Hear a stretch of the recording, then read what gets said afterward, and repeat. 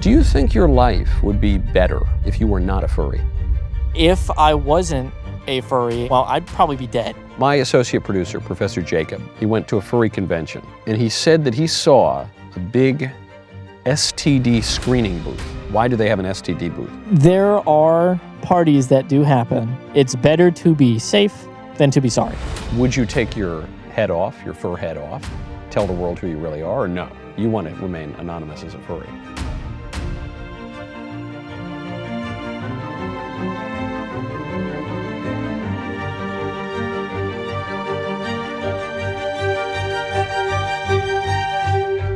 When Macbeth could no longer make sense of the world, he said that life was a tale told by an idiot, full of sound and fury, signifying nothing. Now, I think he was wrong. I think life signifies a lot. What we are seeking to understand today is a tale full of sound and furries, signifying something. So I am joined, very pleased to be joined, by Nathan. Nathan, thank you for coming on the show. It's nice to be here. You're a furry. Yeah. We've all heard, it's hard to miss, it's hard to mistake, yes. We've heard a lot about furries. I remember the first time I ever heard about a furry was freshman year of college. Someone mentioned it. And people were making jokes about it. Even then, I couldn't figure out what it was. I couldn't figure out even what the joke was about the culture that they were referencing. Yeah. How long have you been a furry? I believe I've been a furry since maybe 2012, 2013. Oh, wow, that was right around that time. A little bit earlier, I was a freshman.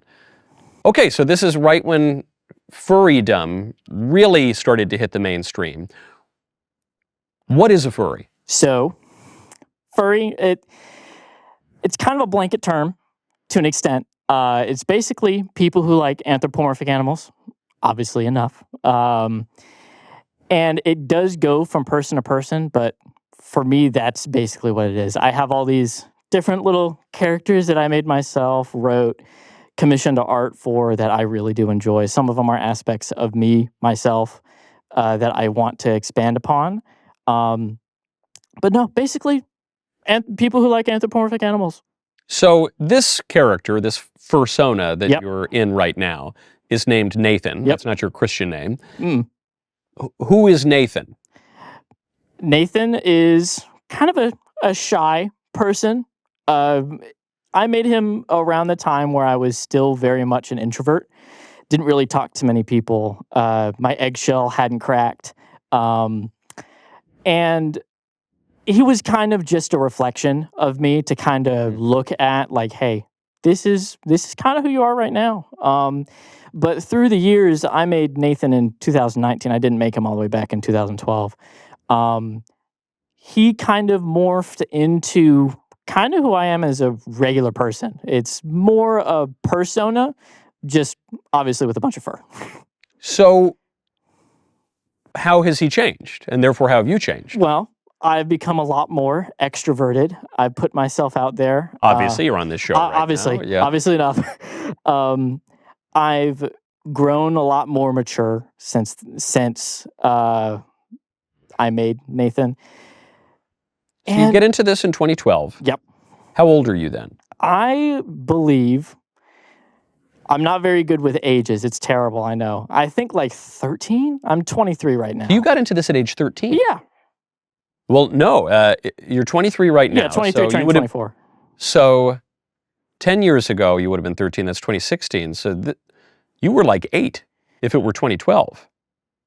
Yeah, I think that sounds about right. So you were a kid. You were a little kid when you got into. 100%. How did you get into furries? How does an 8-year-old even know what a furry is? Well, it started at that time. I was really into werewolves as a kid, like really into werewolves. I loved werewolves, cryptids, everything like that. And that 2012 era was when I started getting into that. And then I would say maybe when I turned 12, so a few years after that, I was given a computer as a kid, and I started to do some internet searching. Around that time, that's when furry started to get into a little bit of the mainstream, not nearly as much as it is now. And it kind of evolved from there. I found different artworks of werewolves that different artists in the community made. And then I looked up those artists, and then it kind of snowballed from there. So you're 12 years old. Yep. Your parents give you a computer. Yep. And you start searching for something. Yeah. What are you searching for that leads you to the furries? Just werewolves. Werewolves. Like just straight up werewolf art, werewolf anything. More specifically, werewolf art, because that leads into that whole world. Does that lead to, I assume it's not just Google image searches, Yeah. does that lead to certain platforms, social media websites? Some forums. I didn't really browse the forums as a kid very much, but I knew of them. Mostly just Google image searches, just because I was a kid. Where do you learn the term furry? Well, it was when I started looking at those profiles that the people had whenever they were uploading their werewolf art and everything. But so this would be to a forum or a social media platform? Yeah, it would lead to one of those. And then from there... What are the furry platforms? Well, there is a major one for Affinity. It's a forum that's been running since like... Don't quote me on this. I think like 2006, 2007. It's an old forum. Okay. That was a really popular one, and it still is a popular one. People still use it. And it linked more towards that. And a lot of artists have different galleries that they post their art on and everything, and snowballed from there. Okay, so you're 12 years old. Yeah. You're looking up werewolves. Yep. You end up on Fur Affinity. Yeah. And you say you really like this. Yeah. What is it that you like about it? Is it just the imagination? Is the artistic aspect what's drawing you? Is there, hate to say it, but the furries have a reputation as being a sexual subculture. Is it like a sex thing, or is it just an art thing? For me, it's an art thing. Okay. I really love the creativity. It's one of my absolute favorite things. It honestly is. Just seeing what someone can come up with, especially with these silly little animal characters and everything, seeing the different designs that people can make, the fursuits as well, that's my other favorite aspect of it. That's kind of been my allure ever since I actually joined the fandom. So you join it in, around whatever, 2012 or so. Yeah. And then you really get into it over the ensuing years. Yeah. Then you find the furries online. Yeah. Do you know any furries in real life at this point? Not at this point. Just because at around this time, when I really started to get into it, 2017, 2018, 2019, not 2019, 2016, 2017, 2018, around that time, there was a really popular trend going on YouTube where a lot of people were uploading like cringe compilations of furries and everything. That kind of swung the community even further into mainstream. Like making fun of furries? Yes. So... Now, were you offended by this as a furry? Some of them, no. Some of them I could agree with to an extent, but it was really just the mob that it kind of created, because in my opinion, with cringeness, there's nothing inherently wrong with it. Like, being cringe is fine. It's like a lot of people say that to be cringe is to be free, not really worry about what anyone has to think about you. To be cringe is to be lame, to be square, to be not cool. Is that right, or am I misdefining cringe? To an extent, but it's mostly not to worry about like who really thinks about you. Like that's what the whole free comes in with. It's like you're being who you really truly are without any masks or anything like that. But you are literally wearing a mask and being someone who you really truly are not. That's the funny part of it. I really want to explore that. Yeah. Because, well, I guess we need to establish, before you ever got into the furry thing. Yeah. So, I don't know, you were so young. I mean, I guess when you were 7 instead of when you were 8. Uh-huh. Tell me about your life. Tell me about your upbringing, school. You make this very curious point. You say, well, to be cringe is to be free. So I embraced the cringeness. That's one of the things that drew you to it. What's that look like? So as a kid, I was raised very Christian, very Mormon. And my parents were great to me, honestly. They knew about, like when I started getting interest in it, they knew that I did have an interest in it. I just didn't really put it out that much. Okay. To an extent. I mostly kind of kept it to myself. Because you were ashamed of it? Because you thought it was weird? Maybe a mix. Maybe a mix of both. Just because it was so new at the time for me personally, and especially going into the 2017, 2018, 2016, 17, 18 time period, Yeah. there was just a lot of really like a lot of hate towards the fandom. So I really just kind of kept it to myself to an extent. What did your parents think about it?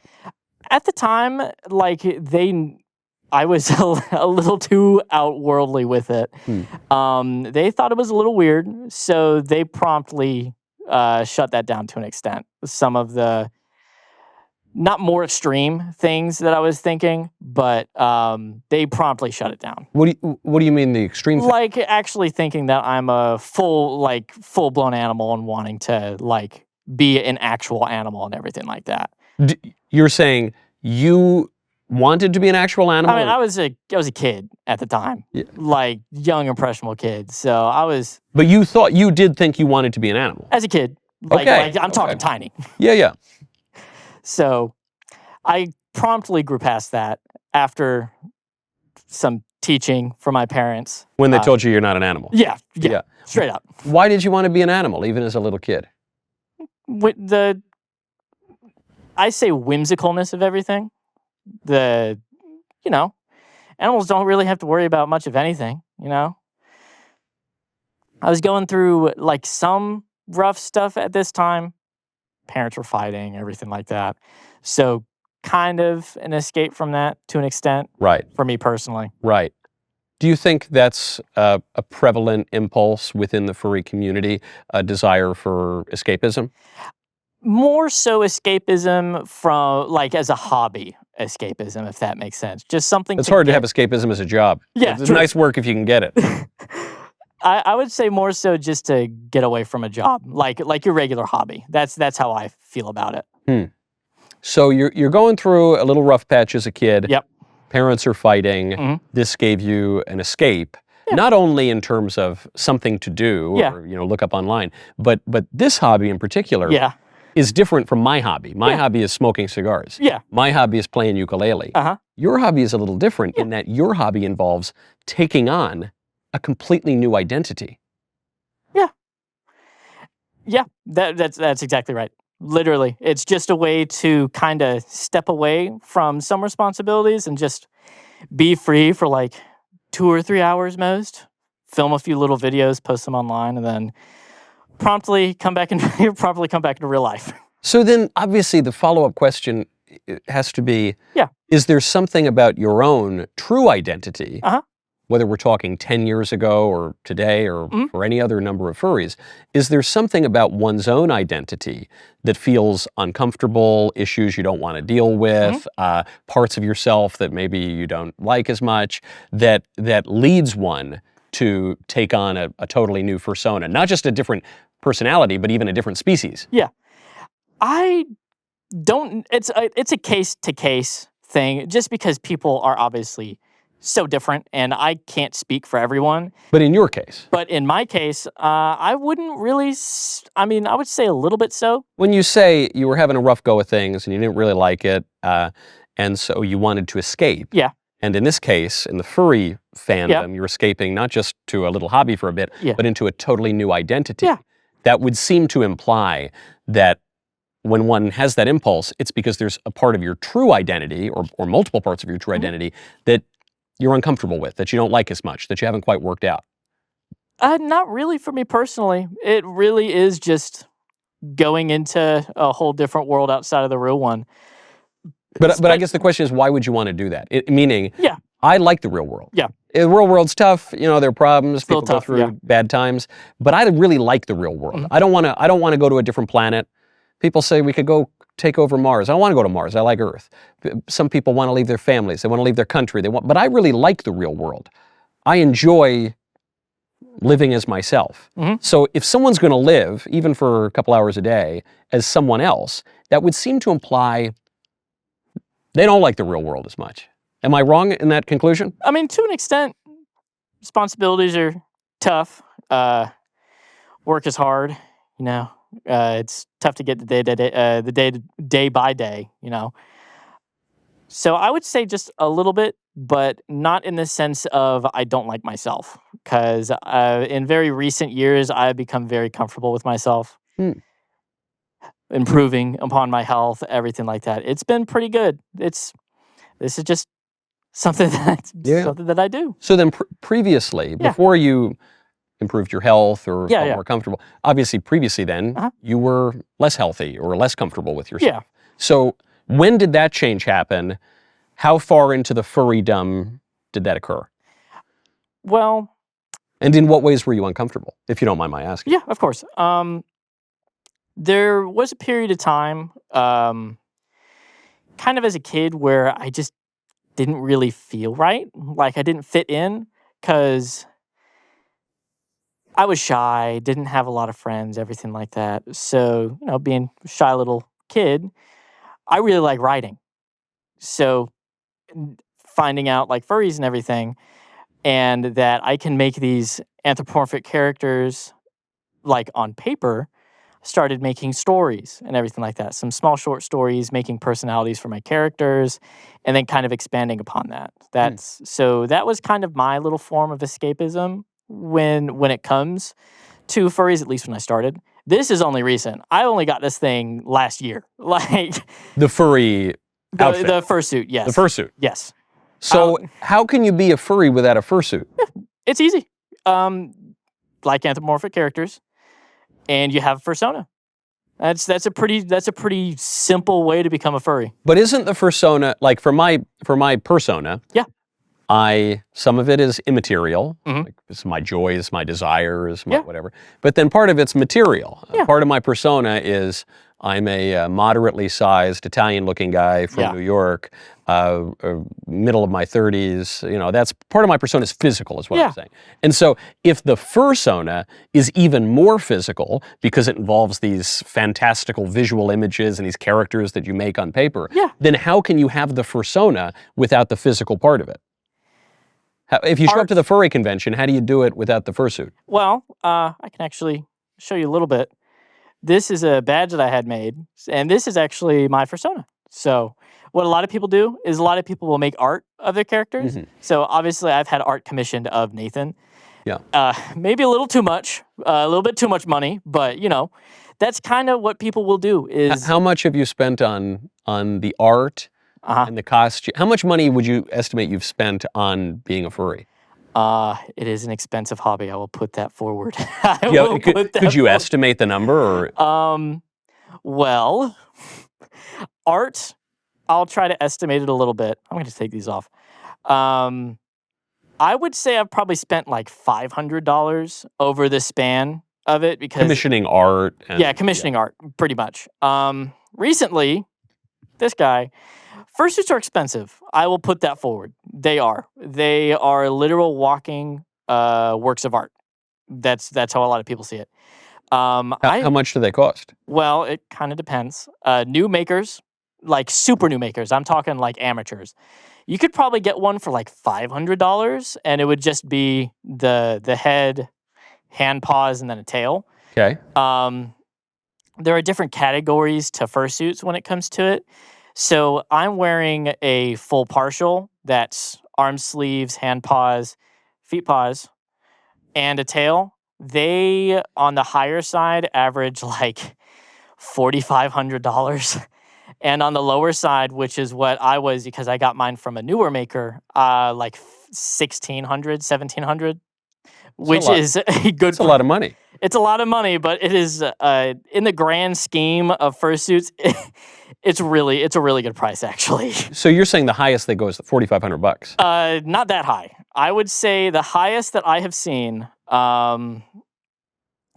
is a fursuit. It wasn't.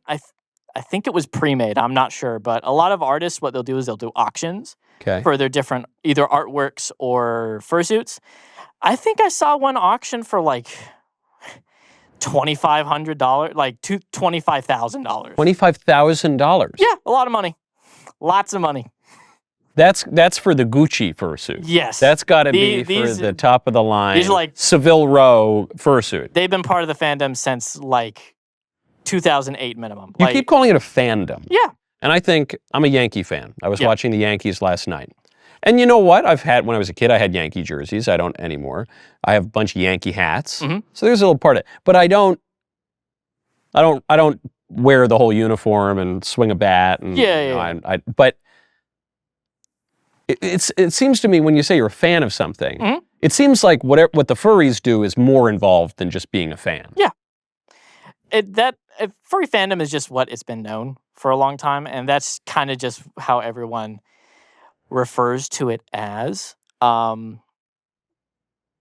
It is a little more intensive just because there is that personability to it. Like, you might be a Yankees fan, but you're not actually out there swinging. No, you're not they never actually called doing me. that. They never called me up. But in the furry fandom, this is your character, and you have other people that also have other characters, and that also like other anthropomorphic characters that you might also like. So it's just kind of a melting pot of a whole bunch of different personalities. It really, like, you see all walks of life at the conventions. It expands your world. It's crazy. Why the nose ring?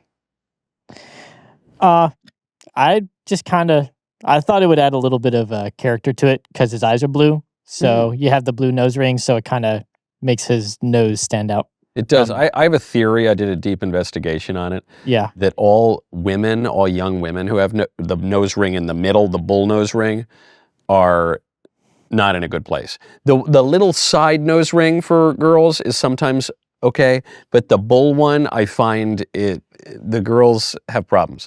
But in this case, you're an animal, so it's like the bull nose ring kind of makes sense on an animal. So all right, I'll leave it as a. I agree. It does work. It plays very well with the eyes. Why did so many furries turn us down? Not to be disrespectful, but you were not the first furry we asked. For the past year or so, we've been trying to get a furry to come sit down and explain furriness to us. And furry after furry rejected us. Why? I won't assume what that person might be thinking at that time, everything going through the head and everything.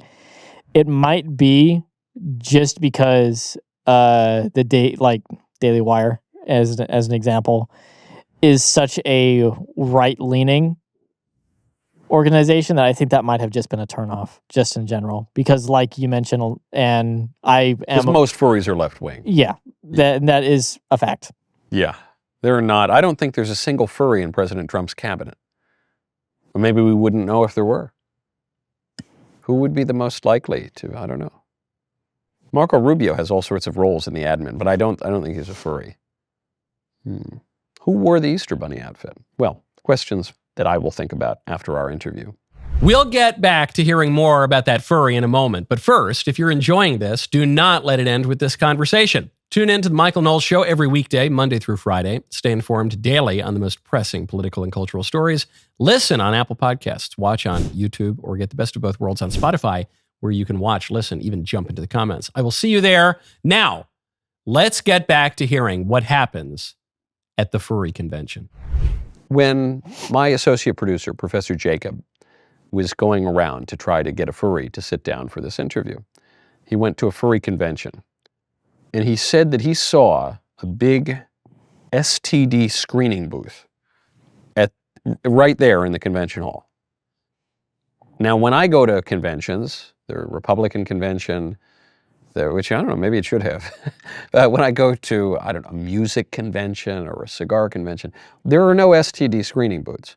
Why do the furries, at least at whatever convention Professor Jacob was at, why do they have an STD booth? There are parties that do happen. They're called room parties, and they do tend, mind you, to get sexual. Tend to. Not all of them are, Okay. but some of them do tend. So it's better to be safe than to be sorry. And the room party Yeah, is just in someone's hotel room at the convention? yeah. Huh. Most of the time. Or Airbnbs, so. Imagine you go to the STD booth, you show up, you're in your furry costume, you go to the STD booth, they draw your blood, they tell you no syphilis, you got a clean bill of health, you say, all right, you pay for your STD test, and then you go, you score the invite to the room party, you go there, and as you say, many but not all. And you say, just my luck, I already got the VD test, and I show up to the furry room party, and I'm at the one that doesn't turn into an orgy. Could you imagine? There's a party like that. I'll be 100%. The third year that we went to Anthrocon, there was a room party, and it wasn't sexual in the slightest. Good. I'm glad to hear that. There are a lot of parties that are like that. Good. I like that. You mentioned you were pretty shy as a kid. Yep. You said you were a writer, like a lot of writers, a little shy, a little bit of a loner, and so I was wondering. In preparation for this interview, I was thinking, what would I get out of being a furry? If I were a furry, what would I like about that? And we'll address or bring up some of the rumors and sort of sordid questions about it in a moment. But just on the most wholesome version of it, I thought, well, if I were really shy, I've read somewhere that among the furry community, they're sort of disproportionately on the autism spectrum. There's a little bit of that. If I were quite shy, I'd love the furry thing, not because I actually don't really care for animals at all. I'm more of a people person. Yeah. But if I were shy, I'd like it because I'm anonymous. Yeah, the anonymity. That's also why I like it. Because no one can really judge you if you're anonymous because they don't know who you are. All they see is Nathan. They don't see the guy under the mask. That's another big reason as to why a lot of people love fursuiting in general, is just because you don't have to worry about how people see you as a person. They just see you as your whimsical little animal character walking around the convention. You don't have to worry about being judged. Yeah. So this, I guess, then sort of affirms my suspicion that a lot of furrydom comes from a place of discomfort with one's persona. I was trying to think about it, just trying to relate to it in a way. Yeah. And I thought, well, okay, you know where I love anonymity? I'm Catholic. Yeah. I like it in the confessional. Some of the modern confessionals, they want you to sit face to face with the priest. I don't want that. Yeah. I want to go into a box with a screen, get on my knees, confess all my black and evil and horrible sins, and then have the priest say, I absolve you of your sins. Yeah. As God's representative. So I said, well, I like anonymity for that reason. And I think that's using anonymity for a good purpose, namely to get right with God, to receive God's grace. Yeah. But anonymity in popular culture is more often seen as conducive to vice. When the Ring of Power and the Lord of the Rings, or this idea that if I were invisible, or I could get up to all sorts of no good. I could steal. I could look at the lady in the shower. I could do whatever I wanted, and no one would know it's me. In other words, I wouldn't be held accountable for my sins. Which side of the anonymity do you see in furrydom? A lot of people actually do get held accountable for what they do. It is very surprising. What do they do? Well, there are, as in any fandom, anywhere, there are unsavory characters, especially with such a wide umbrella of, I like anthropomorphic animals. You get all walks of life, like I mentioned. And there are, unfortunately, people who do bad things. But what do they do? Mostly, some people don't have a personal space, and a lot of people think that just because I'm wearing an animal costume, that just means you can do whatever you want. You have full consent. There are unfortunately people that have that mindset, and that's more of like a cosplaying thing. So people who even dress up as characters that aren't anthropomorphic animals. Unfortunately, a lot of people have that mindset of... But we're still dancing around it a little bit. You say, well, they do bad things for which they can be held accountable. And you say, well, what are the things they do?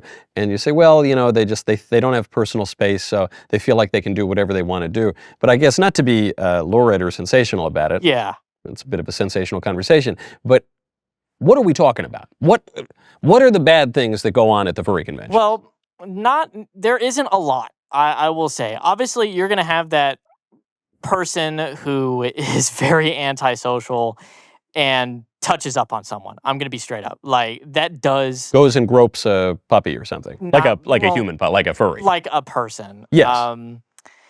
That it is a very unfortunate thing that does happen, but people catch on to that like quick.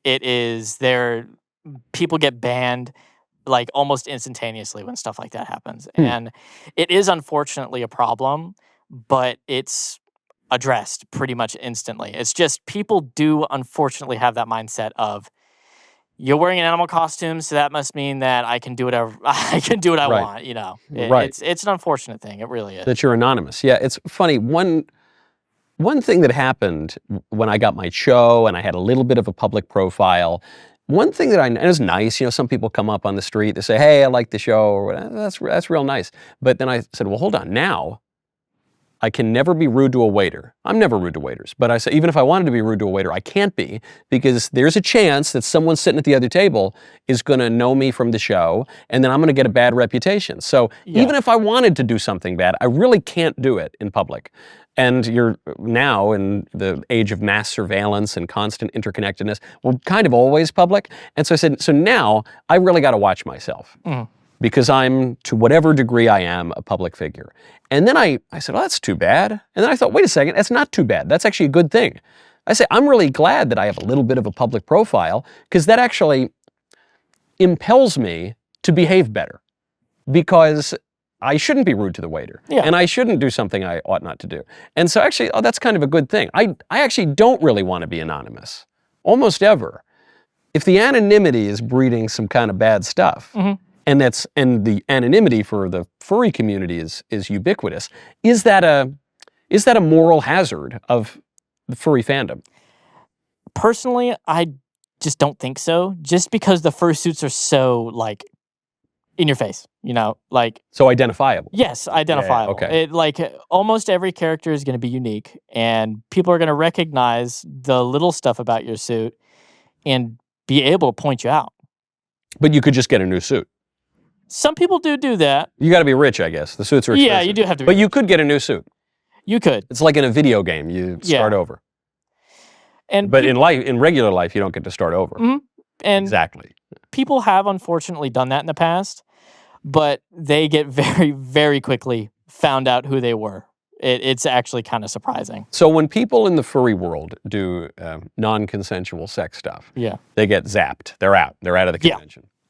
But what about the consensual part? I think most people view furries as a kind of paraphilia or sexual fetish, fairly or unfairly. And then I Googled it a little bit, grokked it. I said, is this true?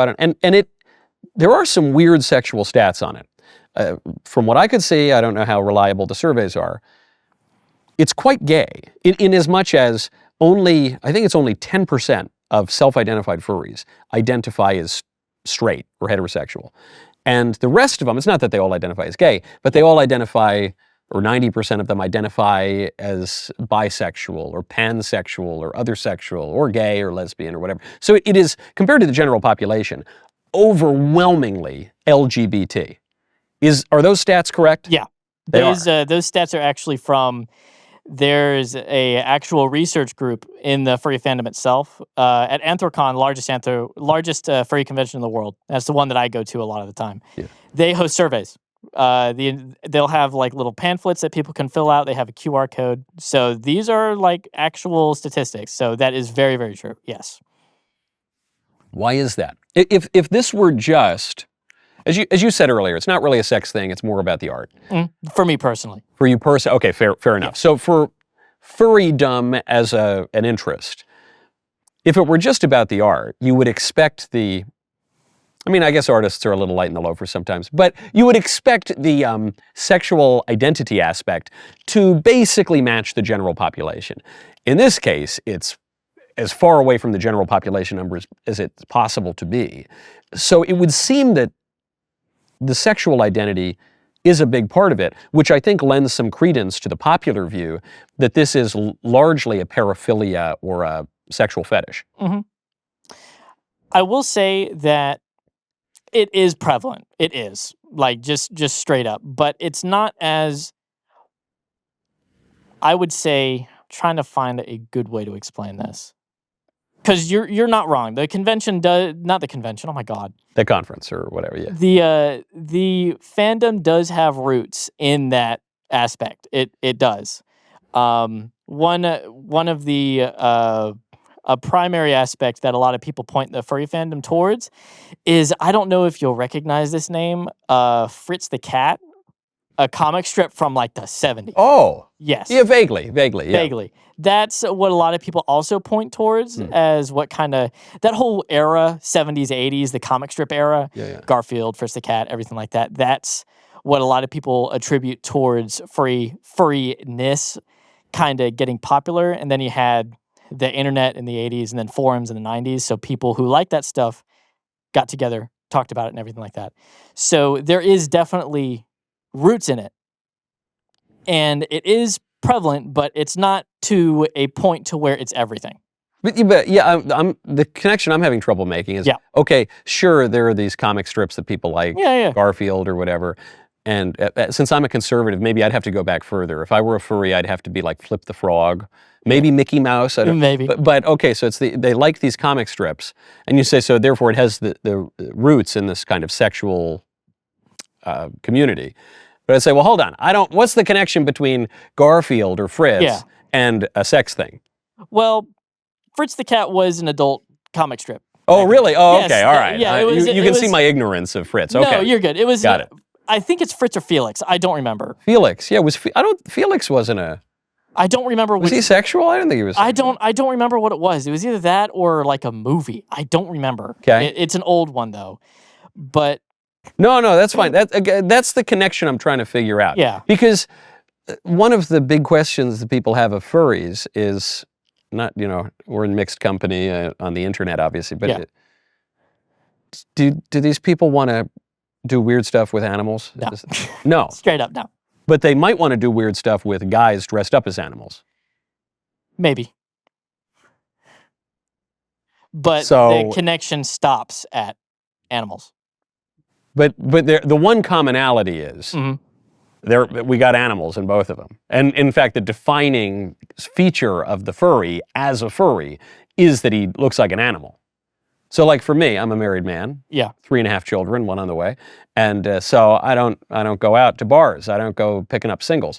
But if I wanted to go find a nice lady, if I were single, God forbid, I'd say, well, I like a girl that looks kind of like this, has this color hair.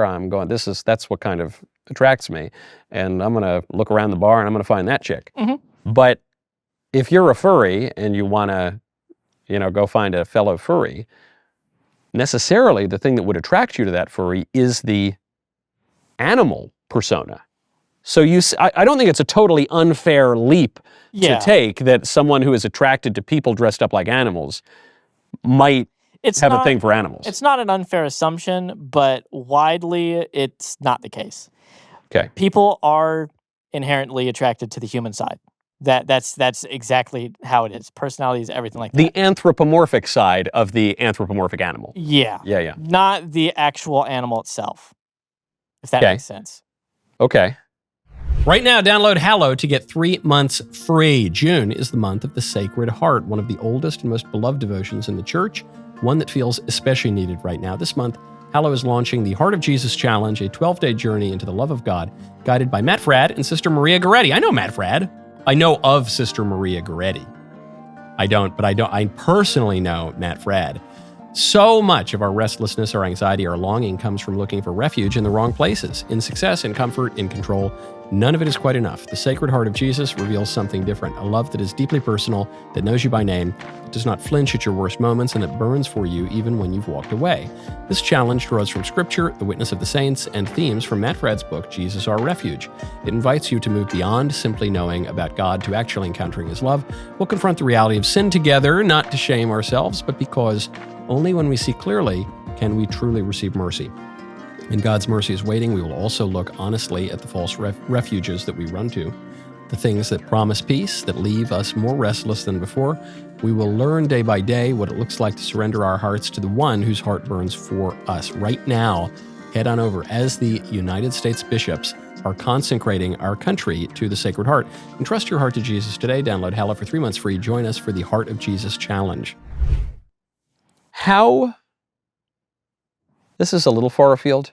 Mm-hmm. When you were in high school, Yeah. were you a mascot? No. No. No. Too introverted. You were too introverted to be Yep. a mascot.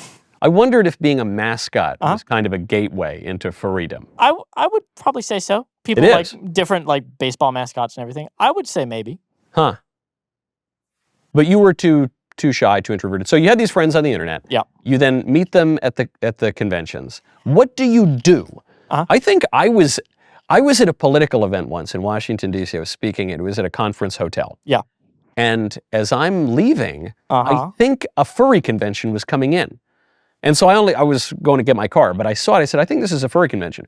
What happens at the furry convention? Break it down. You arrive in the morning. Yep.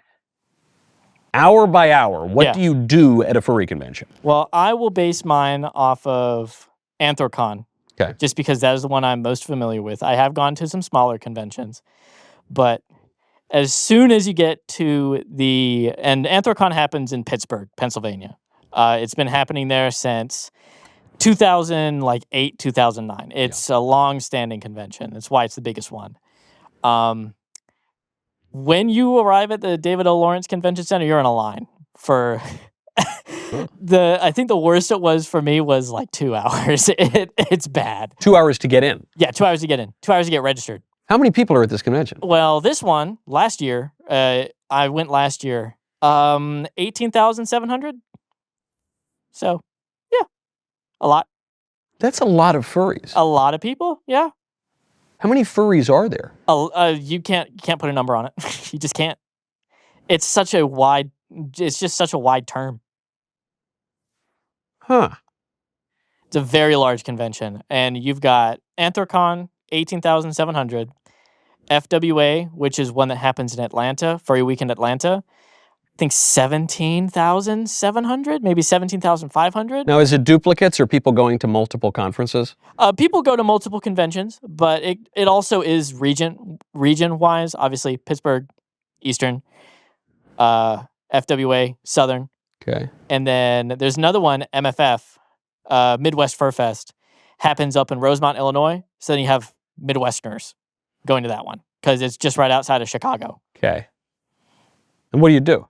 Well, you wait in line to get in yeah, for 2 wait in line. hours. Yep. And then what I like to do, just because it is base to base, I like to walk around and look at the different fursuits just because I love them. They're so uniquely creative to that person. Like you get all different types of animals, and in some cases, which I love the most, you can get like insects. And I think this is so funny. There are 2 fursuits that I know of. One is a cone, like a traffic cone, Okay. and then another one is a spray bottle. It's crazy. But now that's not an animal. It's not an animal, no, and that's what I love about it. And neither of them are furry. Yeah, They're like literally, they don't have it's- hair. But it's a fursuit. They have a fursuit body and everything. It's molded with like foam and everything. It's crazy. That's a degree of decadence that I can't even quite fathom. That you go to the conference specifically for the people to dress up like anthropomorphic animals, but then you do something that's even sort of beyond that. Totally, that's what I love about it. It's just so out of left field, and these people make it themselves, and I love that about it. I really do.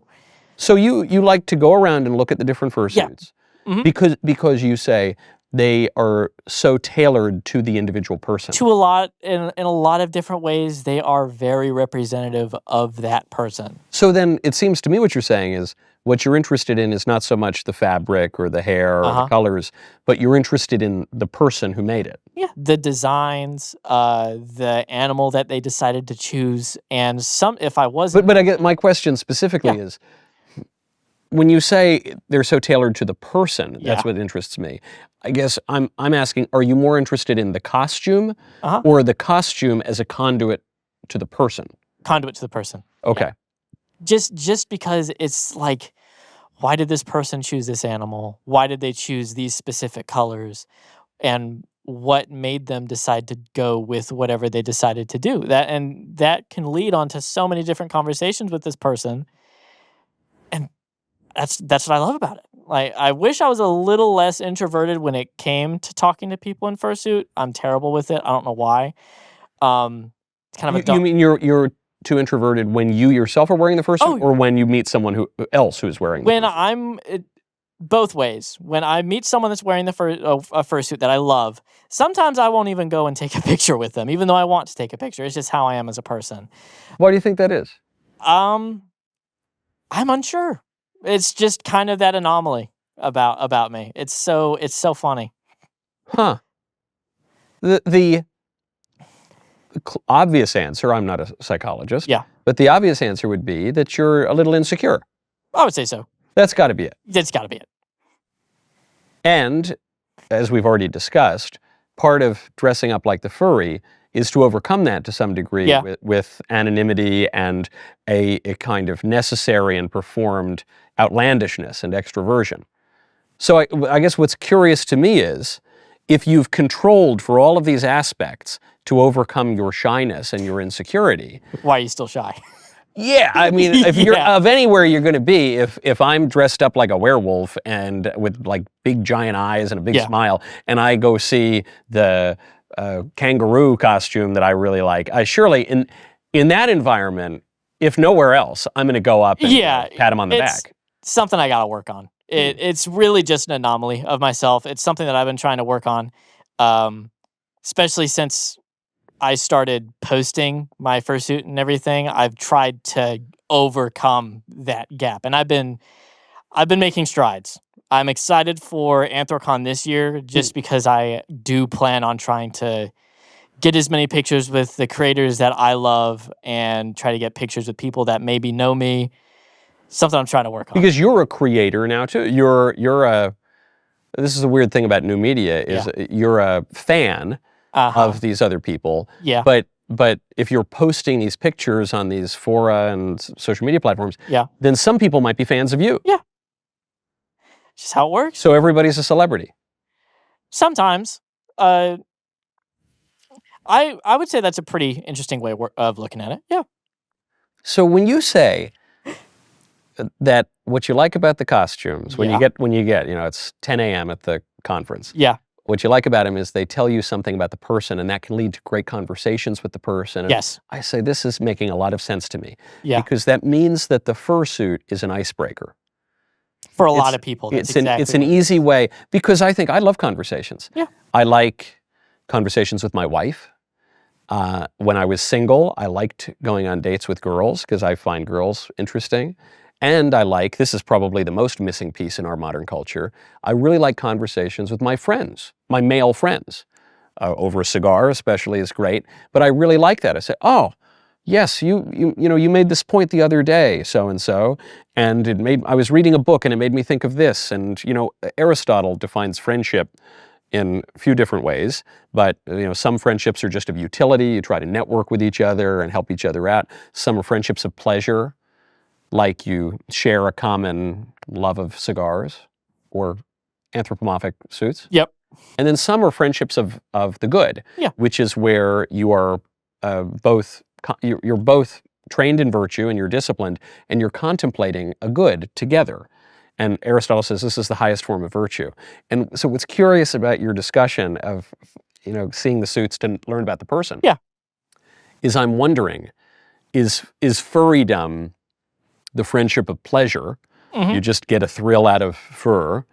Or is furrydom closer to a friendship of the good, where the suit and the characters are just an instrument to get to know another human being, to think about higher things? For a lot of people, it can just be for the fact that we both like the fur. We both like fur. For most people, it's about the fur. For I would say sometimes most, but there are people. I would like to say that I would like to be that person that wants to have the fursuit be a conduit to learn about that person. Because as much as I say that I'm introverted, as much as I say that it's hard for me to walk up to people and talk to them about their fursuit, I really do want that connection, to learn about that person, to see what makes them drive and everything. So I do want to do that. It's just for some reason It's hard. It's hard. Yeah. It's hard, yeah. Because if that's what you're after, if that's what, say some large number of furries are after, Yeah. there are other ways to do it. Because I agree, men, we're not very touchy-feely, nor should we be, but I keep mentioning the cigar in part because I have my cigar company logo on the other wall, Yeah. and because for men, we don't just say, hey, we're going to talk on the phone tonight, or hey, let's go sit in a park and have a conversation. It's a little weird. But a man will say, hey, let's go get a drink after work. Yeah. And it's not really about the drink. It's not about the booze. It's about the conversation and the connection and the friendship. Same thing with a cigar, same thing with whatever. And so I guess if that's what you're after, do you really need the fursuit to do it?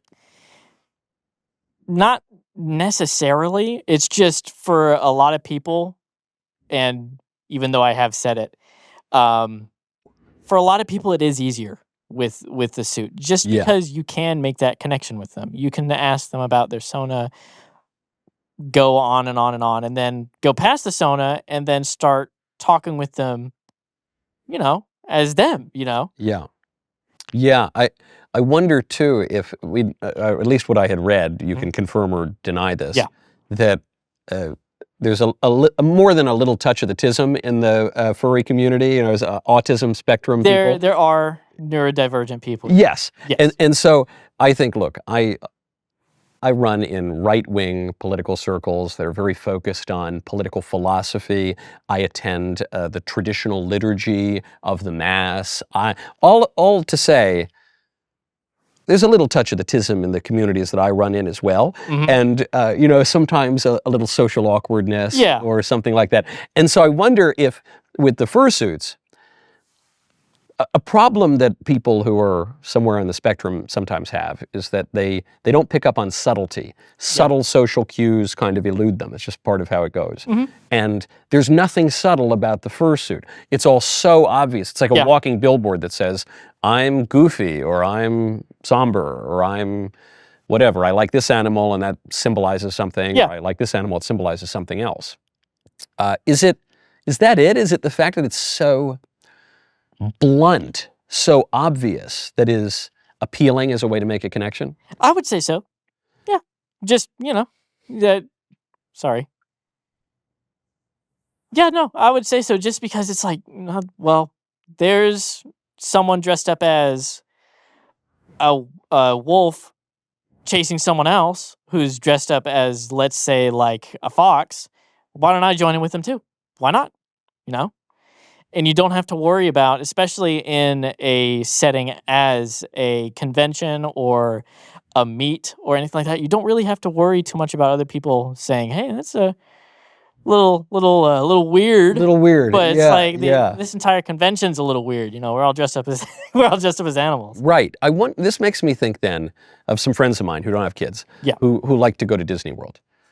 Now, I don't want to go to Disney World even with my kids, but some of them, they like to do it. They like to play. They like to do the stuff the kids do. Yeah. But they don't have kids. And when you do the stuff the kids do without kids, and if you can't have kids, I don't know, maybe you have some niece or nephew, I don't know, family friend or something. There are excuses to go to Disney World if you want to. But when you do the kid stuff and you're not a kid and you don't have kids, it's kind of weird. But something that I've discovered, having now multiple children, is when you have little kids, you get to do all the kid stuff, which is really fun a lot of the time, like rolling around and like racing around the house and playing ball or whatever. And you get to do all of that, but it's not weird anymore. And I wonder, you just brought up this example of, sometimes, look, beyond making a human connection, having a conversation, making a new friend. Yeah. Sometimes I just want to run around. I want to run around and chase people, and it's kind of fun. But I wonder, is there a way to do that in a way that is not infantilizing to a grown person, which people view as weird, but in a way where you say, well, maybe I'll get married and have some kids, and then I get to chase my kids around the house?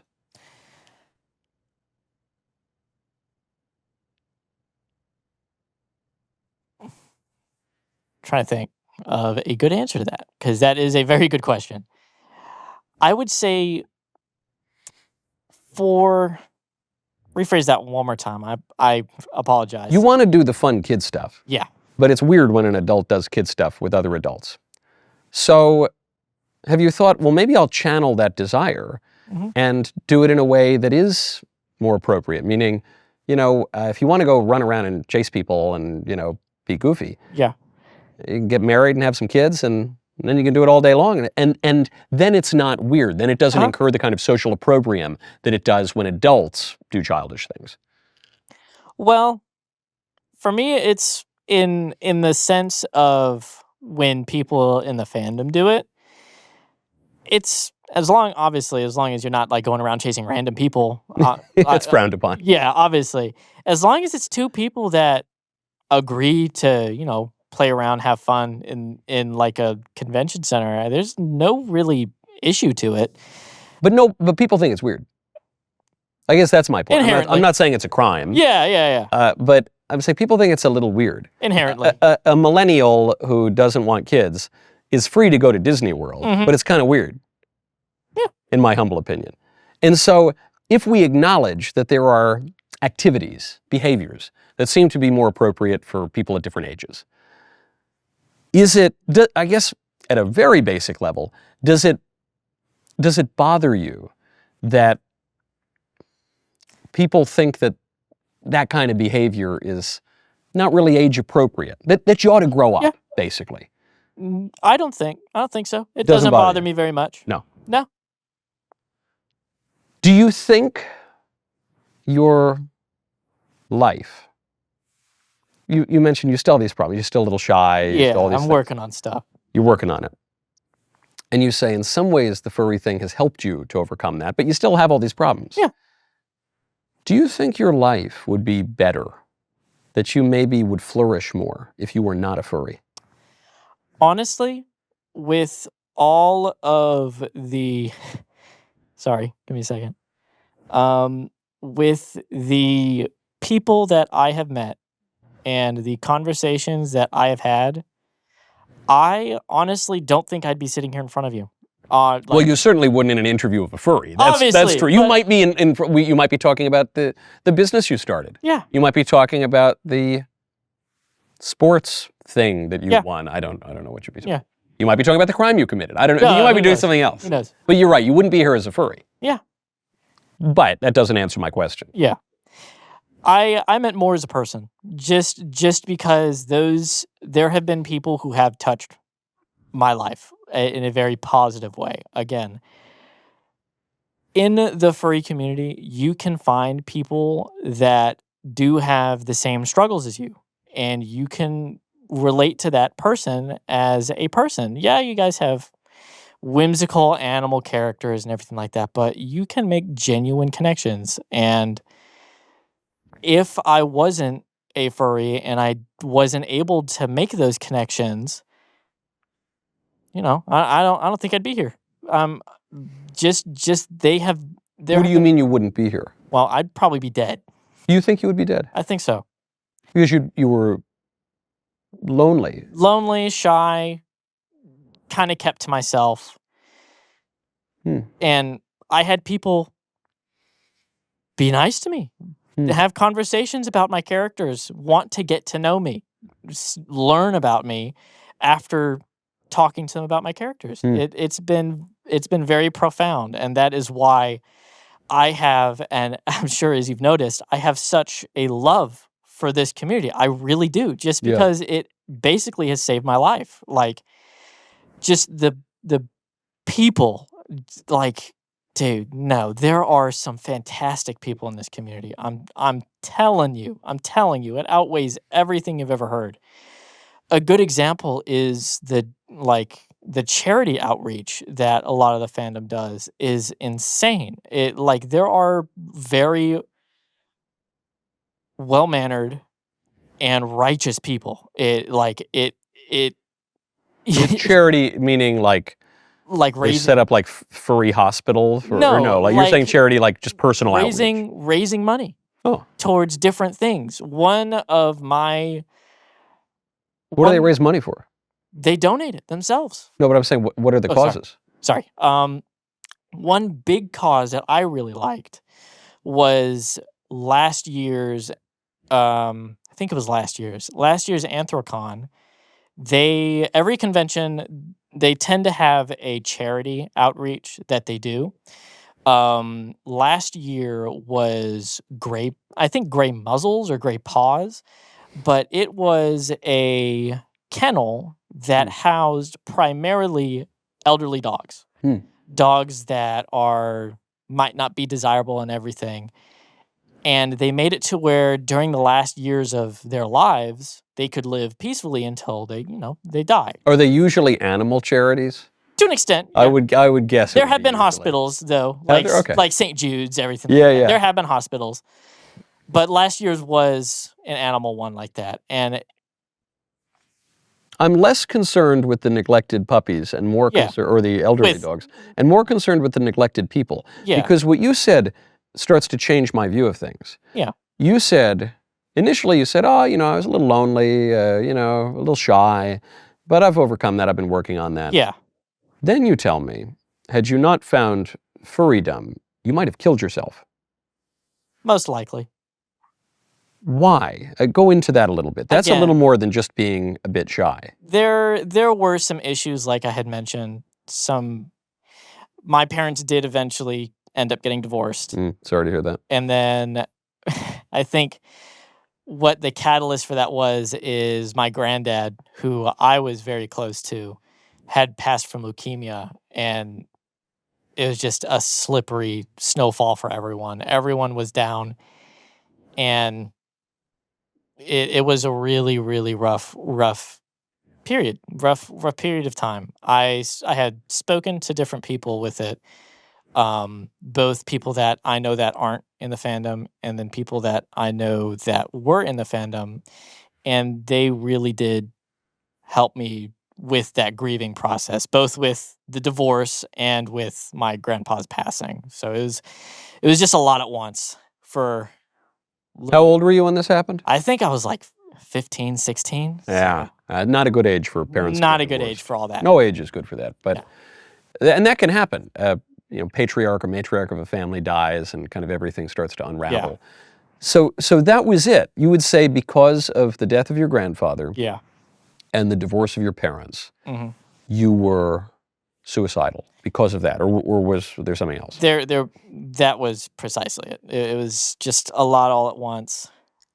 Those ideations started to kick in, but luckily, I was quickly reeled in from that and realized that little bit of an extreme to jump that far. Sure, but plenty of teenagers think about that stuff. And, it's an amazing rejoinder to people who say, look at how weird our culture is. We have people putting on fursuits and jumping around like puppies.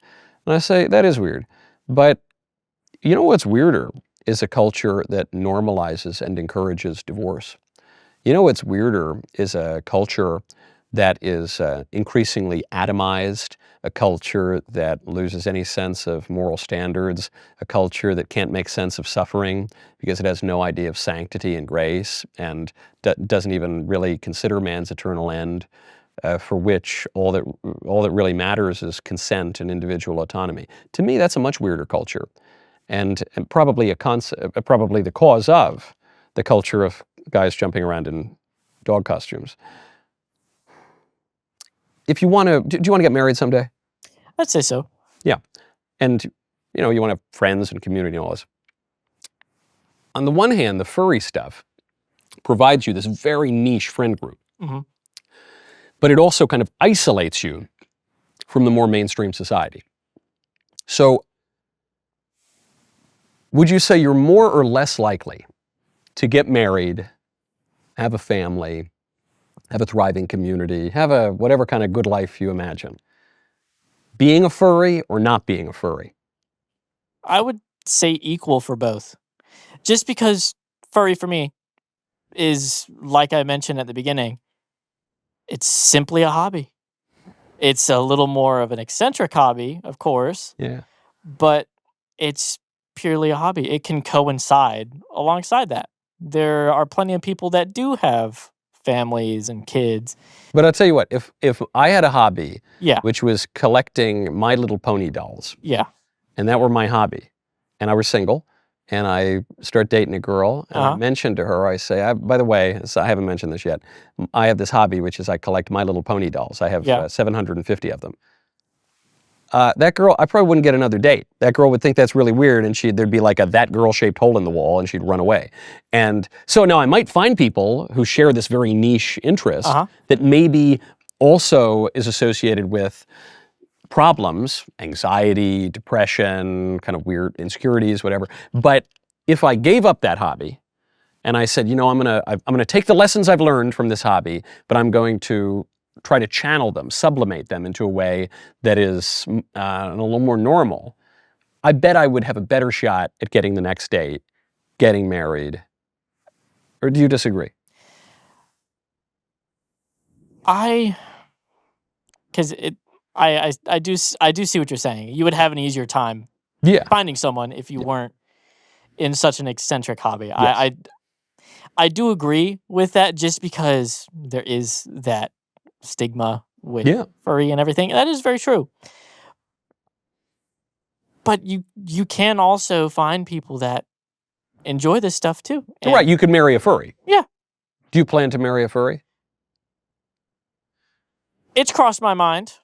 It has crossed my mind. But I feel like it would be hard not to marry a furry if you were a furry yourself. Yeah. But with it becoming as mainstream as it has been, I would definitely say, compared to years beforehand, it is much easier, just because you have ways of explaining where you sit in the fandom, as an example. Where you sit in the fandom? Yeah. What do you mean where you sit? Well, like how deep into the fandom that you might be. What are the levels of the furry fandom? There's like your surface level interest in anthropomorphic animals, of course. Meaning like you watch cartoon, you watch The Lion King? Yeah. Okay. And then you've got like making your fursona, which is another level. And then you've got buying art and commissioning your fursona. Then you've got getting then you have like getting like fursuits and everything. And then multiple fursuits. And I would say that's about the deepest that it goes. So people have multiple fursonas? Yeah. I am also one of them. How many fursonas do you have? Like I mentioned, I did like to make characters. Yeah. I would say I probably have like 3 or 4. Okay. But they're more characters. What are their names? Well, I have Nathan, of course. Why'd you pick Nathan? Say again? Why'd you pick Nathan? I just liked the name at the time. Just like, it's a biblical name. Yeah. Court prophet for King David. But that's not why you picked it. No. You just like the name. I just like the name. Okay. Finnegan is another one. Finnegan? Just like the name. Okay. Cody, another one. Just like the name for that one. Okay. And then my very first one that I made was Lake, but I haven't really... Lake? Lake, yeah. Like the body of water? Yeah. Okay. How are they different? Different personalities. Like I mentioned, Nathan is much more of like that shy, introverted aspect of myself. But Finnegan, for me, is much more energetic, explosive, like kind of get out of your shell. That's why I made him. So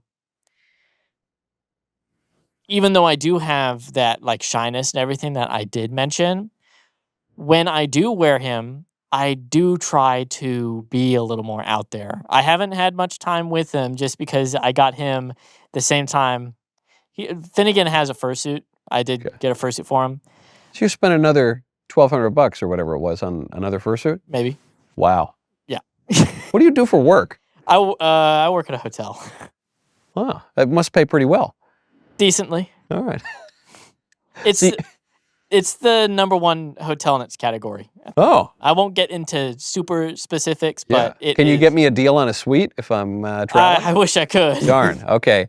Do your colleagues know that you're a furry? I've told a few of them, and they don't really find it that weird, just because I have explained to them kind of how I'm explaining to you how it is, and they haven't really found it weird. What percentage of your friends are furries versus not furries? Well, I have recently started to try to get to know more furries, I would say, unfortunately, out of all the friends that I know personally, I'm the only one.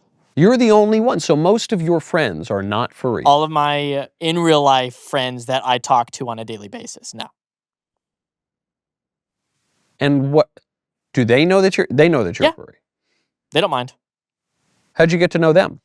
I knew all of them through one personal friend as a kid. Okay. He helped me through those different cycles that I was going through. Yeah. Another one, same thing. And then most of them through the beginning of high school, end of middle school, and I've known them ever since. These are very close-knit friends of mine. All right, now I'm totally confused again. I thought I had figured the furry thing out. Now I'm totally confused because you had basically convinced me that people are furries because they want to make friends and they have trouble making friends. This is a conduit to Which making friends. is true, yeah. But you already have friends. I have a few of them, yeah. But you want more friends. Yeah. Yeah, okay.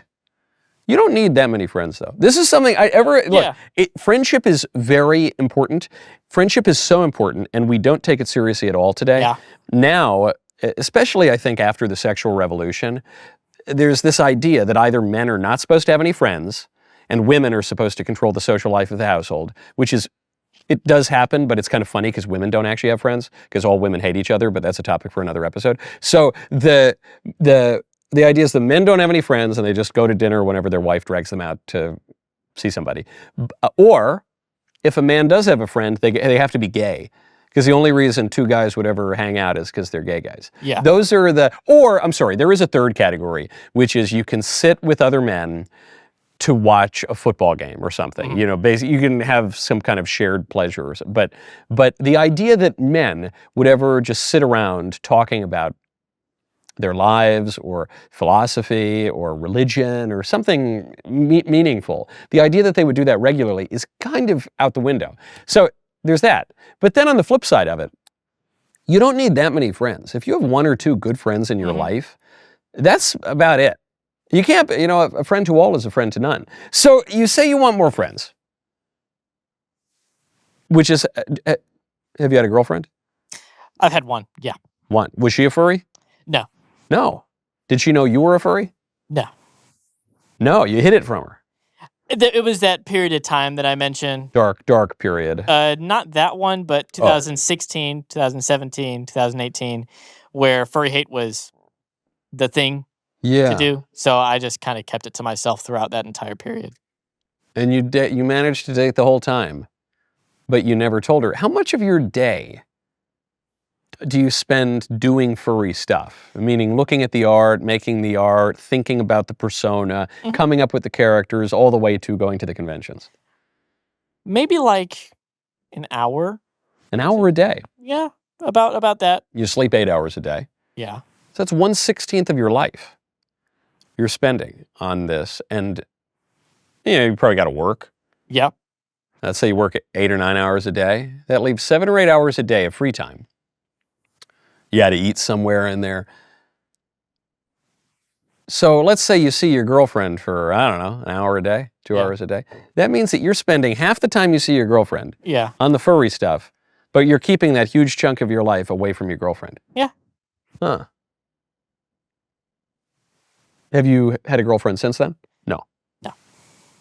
Or would you like a girlfriend? I've thought about it. I just haven't had the interest very lately. This is another confounding thing for me about the furry conventions. Because I think I might go to a convention for the ukulele. I don't know. Yeah. I like ukulele. And I would do that, and all I'm interested in doing there is just like playing ukuleles. I might go to a political convention. I go to many of those, usually to give a speech or to hear a speaker, or there's a kind of a professional aspect to that, or civic-minded aspect to that.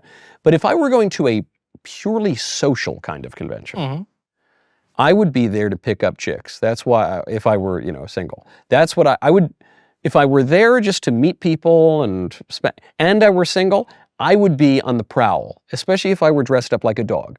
I would be on the prowl 100% of the time.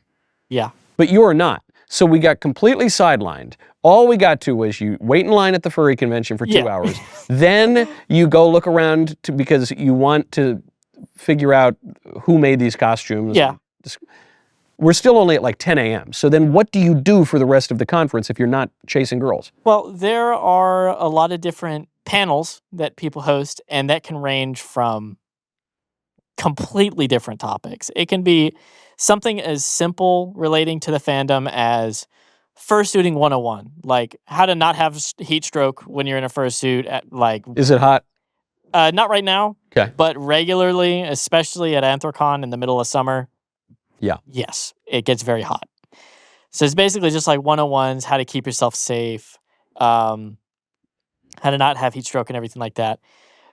For how to make your fursona, what animal, everything like that. 2, interestingly enough, some comedy shows. Those go on. Okay. I've been to Anthrocon has a jazz band that they do every year. Now, are these shows? Yeah. Like you show up to the comedy show and the performers are in the fursuits? No. No. They're just regular people up there. Interesting. Some of them, there are some where they do have it. Like, the jazz band is a perfect example in Anthrocon. Sometimes I have a singer come out and they'll be in full fursuit and they'll sing in fursuit, and I give it to them because that is really hard to do. Yeah. It's hard. It would be hard to do comedy at a furry convention because comedy is based in incongruity and kind of absurdity. Uh-huh. There's no, so is the furry thing. Uh-huh. So how do you, it's like, what's the deal with polyester paws? I don't know what it would be. Like the things you're talking about would be normal to the audience. Mm-hmm. Well, the comedy show that I went to was about law. Basically, About law? Law, like the law? Like the law. Like and order? Yeah. Yes. Okay.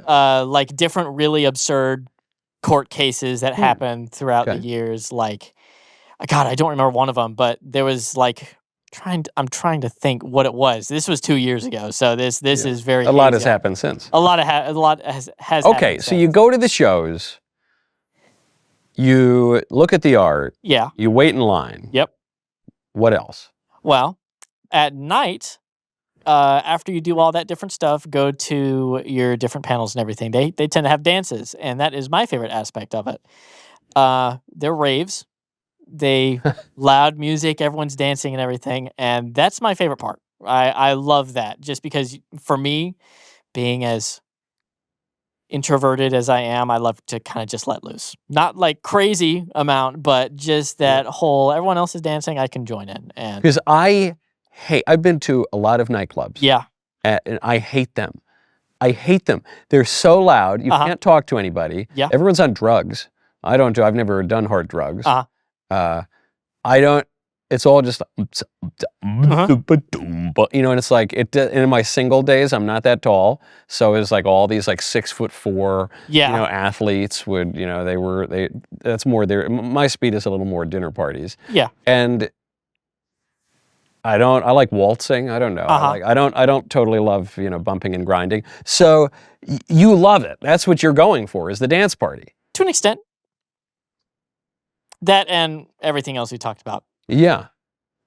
Are the furry raves like regular raves? Meaning, is everyone hammered and on drugs and looking to shack up? No, none of those. Obviously you can't control what everyone does. So there's going to be that odd person that's showing up drunk or showing up a little bit inebriated. But I wouldn't say it's to the extent of rave, because rave culture and furry culture can intertwine a little bit. Like you'll find furries at hardcore raves. That is just something that does happen because that person just so happens, costume? Yeah, that person just happens to be a furry that likes to go to raves. So why not wear my animal costume to the rave? And yeah. Okay, so at night, you've finished your panels and your jazz concert. Yep. You go to the rave, with or without hard drugs. Mostly without. Mostly without. So then it's midnight. Yeah. Or later, I don't know. And then you just go to bed. Yeah. And you wake up in the morning, do it all over again. Yep. How many times a year do you go to a conference? I've been going once per year since 2021. Okay. Yep. Does it... Maybe I'm square. Maybe I'm the square. Because I wouldn't want to do it. I don't, even for things that interest me. I don't know. Maybe like a... Nah, that's not fair. Maybe a cigar conference or something I get a kick out of. Yeah. But then you go back to your regular life. Yep. Working at the hotel. Uh-huh. What's your regular life look like? Well, I go to work. I unfortunately work overnight. Okay. So that's about as fun as that sounds. Yeah. I check into hotels late at night sometimes. Yeah. It looks like a brutal job. It's more boring than it is brutal, Yeah. thankfully. I work, go home, talk with my online furry friends for maybe like an hour-ish. Talk to my real friends. I mostly do real friends before furry friends because that's just kind of how I go with it. Or sometimes if I talk online a lot of the time, Discord is a great thing. So in voice chat, I'll be talking with my friends verbally. Oh, you don't mean like typing. I'm like a No, you're spiritual good. boomer. So you've got a headset on or something. Yeah. And you're I'm on my speaking to computer. them. Yep. Okay. This is foreign to me. No, you're good. I know, even they set up meetings for me and they make me do stupid Google Meets. I say, Yeah. why can't I just have a phone call like people used to do Yeah. when we were a civilized country? And then when I think of chatting online, I think of like sending a text or Yeah. DM or something. But no, you're on something Yep. and you've got some Voice chat. on Yep. and you're talking to your My friends that I know very personally. your IRL friends, Yes. your in real life friends, Yeah. but also over the internet. Yeah. And then why don't you see them in person? We're all busy, and my schedule is just, it's terrible to work Okay. around. All right. And then you talk to your furry friends who are spread all over the country. Online. Online. Yeah. But it's all online, basically. Yeah. How much of your life do you live online? A lot. A lot. What percentage would you say? I'll go to say like 90. 90% of your Yeah. life online. Yeah. I suspected this.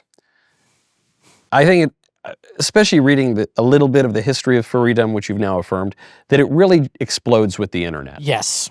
Because and the fact that furries are disproportionately transgender, or like different combos of gender identities, none of that surprises me, because the whole thing is about not being in your body, right? The whole thing is I'm going to put on a different body. I'm going to totally change my physical appearance. I'm going to get into it virtually, mediated by this computer screen and by the internet. I'm going to have my social life overwhelmingly be outside of my body and mediated by the internet. And then maybe once a year I'll go to the convention, but I still won't be there in my body. I will be, but I'll have this other body over me. And it seems to me that it's no surprise that furrydom, transgenderism, and the internet all grew up at the same time. Am I reading too deeply into it? Maybe just a little bit. How so? Just because like furry did explode like popularity wise with the internet. Yeah. Especially with those years that I have keep going back to. Yeah. Because those 3 years really were when furry went into like extreme mainstream. Yeah. Again, no, we're being a little loose. I wouldn't call it extremely mainstream. But like comparatively. Yeah, definitely relatively mainstream. Yeah, relatively mainstream. Just like I saw a video, and I don't mean to go super off topic, but I saw a video of Anthrocon, same convention. Yeah. And the lobby that I stood in, like the area that I stood in, where it was a video of a couple of really popular fursuiters dancing to a song, was completely empty. And it was just like maybe 6 of them and some people in the background walking and everything. That's not the case now. Huh. Now it's the entire room, pretty much the entire time, has maybe a couple hundred people in it at a time. And obviously on peak days, it's like way more. It's so disproportionate to where the fandom was. The fandom was super close knit, obviously, because it did start on forums and everything. But just with how much it exploded, it's night and day. It really is. Do you know Clavicular? I do know about him, yes. Okay, you're sitting in his former seat. He was a previous guest on this show.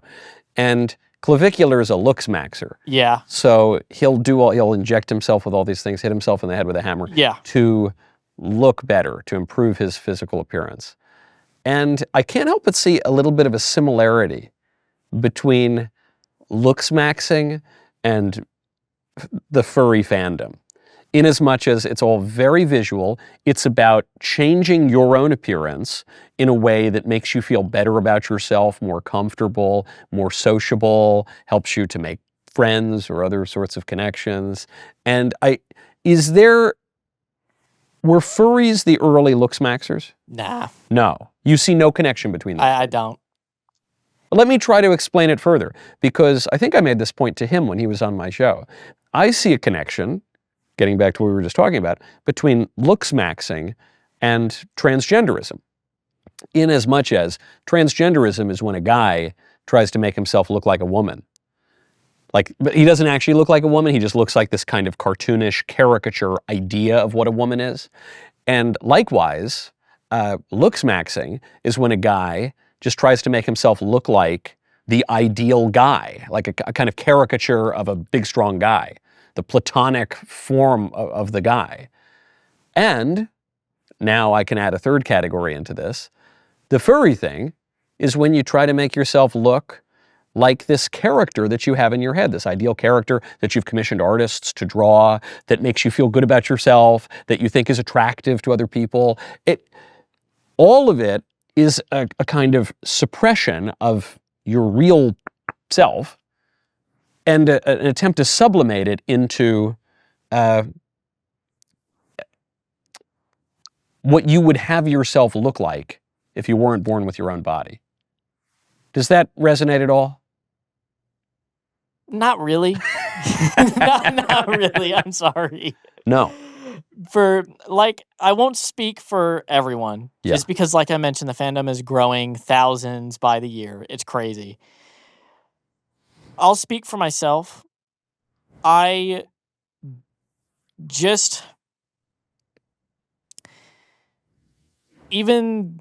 see this more of a mirror as myself, at least my current fursona that I'm wearing at the moment.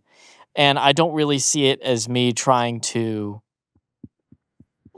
change kind of who I am. In that much of a sense as looks maxing or... But at the beginning of our interview, Yeah. you said that the furry community had very much helped you to change who you are and to grow in certain ways, and that was really your objective in it.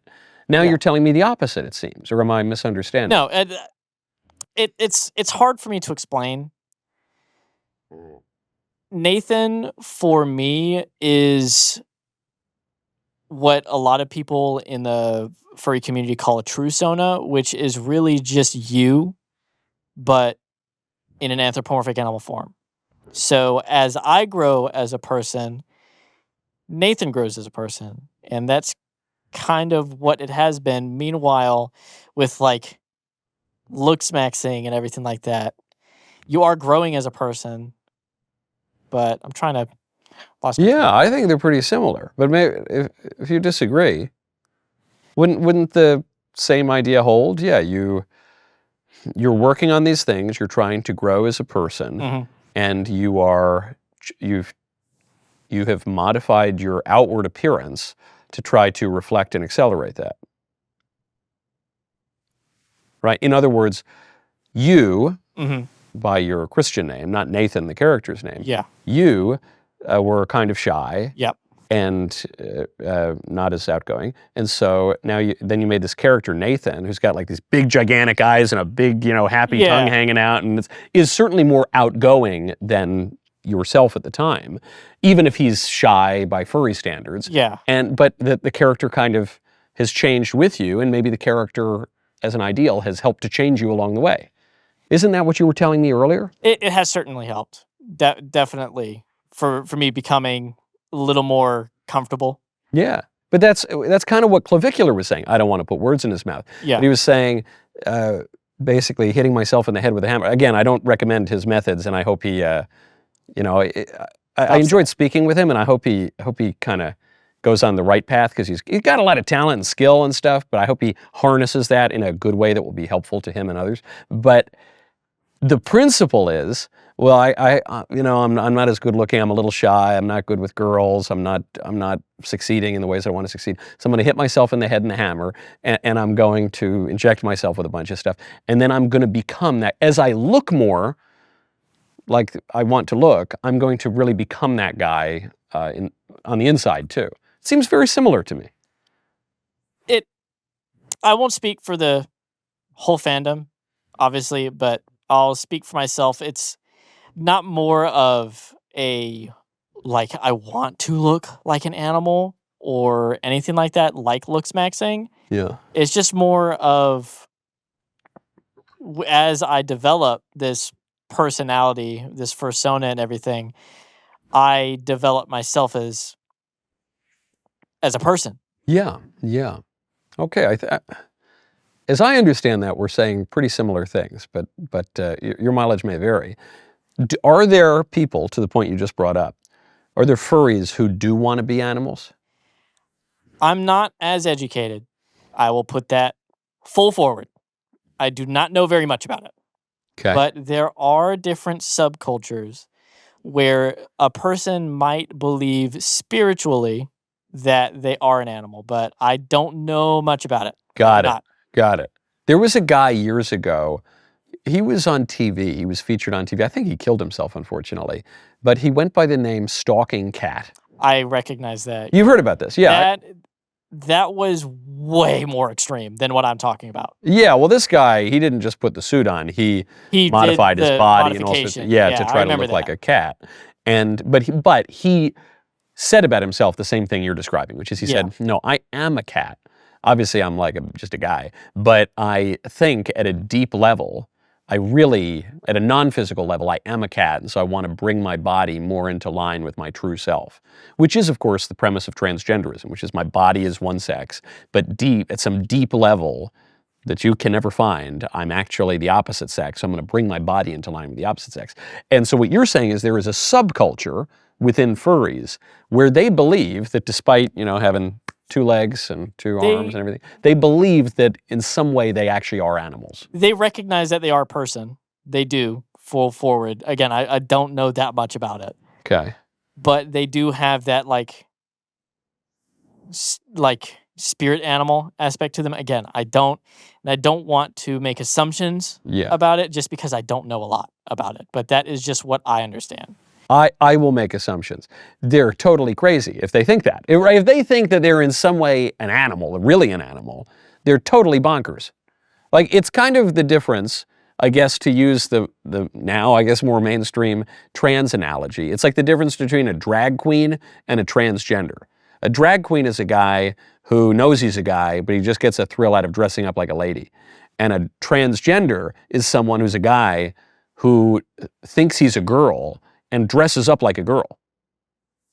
Those are different things. Even though they're both guys who dress up like girls, they're actually fundamentally different views of the self. And you're saying there's a similar thing. If a guy dresses up like a dog, but he knows he's a person and he just likes dogs or whatever, that's kind of like the drag queen. But the one who says, no, my spirit is actually the spirit of a dog, that's more like the transgender. Am I understanding that right? I'm unsure, just because I don't have a lot of education in it. I really don't. I'll confess to basically total ignorance on this topic, but my producer, Ben Davies, was doing research. I don't know. I'll have to ask. I don't want to ask him about his research. But one thing he came across is this group called Therians. Mm-hmm. And he said this was notable because it was a lot of very good-looking women who are kind of furries, but not furries. I actually haven't seen it. I'm not pretending. This was all my producer, and he told me I had to ask you about the hot Therians. Do you remember that group that I told you about, the subgroup that I mentioned? Which one? The group that thinks that they are really the one that animals? I do not know a lot about. Yes. That is what a Therian is. Got it. Again, I don't know a lot about it, so I can't fully explain it. Is my producer right that group is good looking?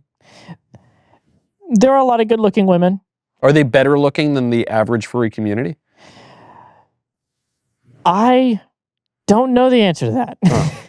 Because that would check out with what is a meme, and I think probably a scientific discovery, which is the hot crazy axis. That there is sometimes this relationship between women being very good looking and being very crazy. And so if a woman thinks she's a chipmunk or something, I wouldn't be that surprised if she were more likely to be good looking than the more grounded, normal woman. Some of the time. Again, I don't want to paint with too broad a brush.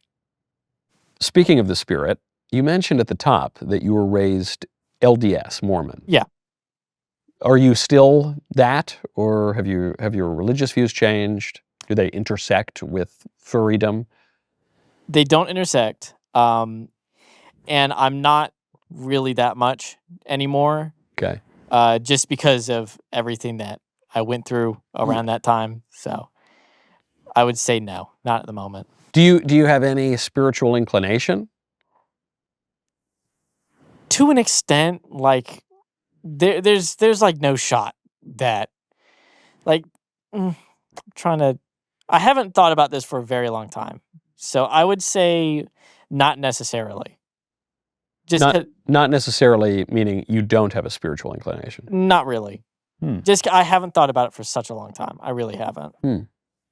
So what do you think about other than the furry stuff? Well, I think that I'm in college, trying to get my business degree, and kind of living day to day. What do you want to do after college? Maybe I like accounting, like basic accounting. Inventory management is something that I really loved. No one has ever said that before in the history of language. I know. Inventory management is something that I really love. I liked it a lot. I worked at, I don't know if you know, a place called Lush. I don't. It's like soaps and everything. Okay. I liked going in and doing FIFO, first in, first out, for all the inventory stuff. It just kind of had some stuff click for me. So that kind of, I would not mind doing inventory management. So that's why I have a business. That's great. Business administration. We might have to hire you for Mayflower Cigars. Do you smoke cigars? I do smoke a little bit of cigars. All right. That's good. That's a fandom that we share. Yeah.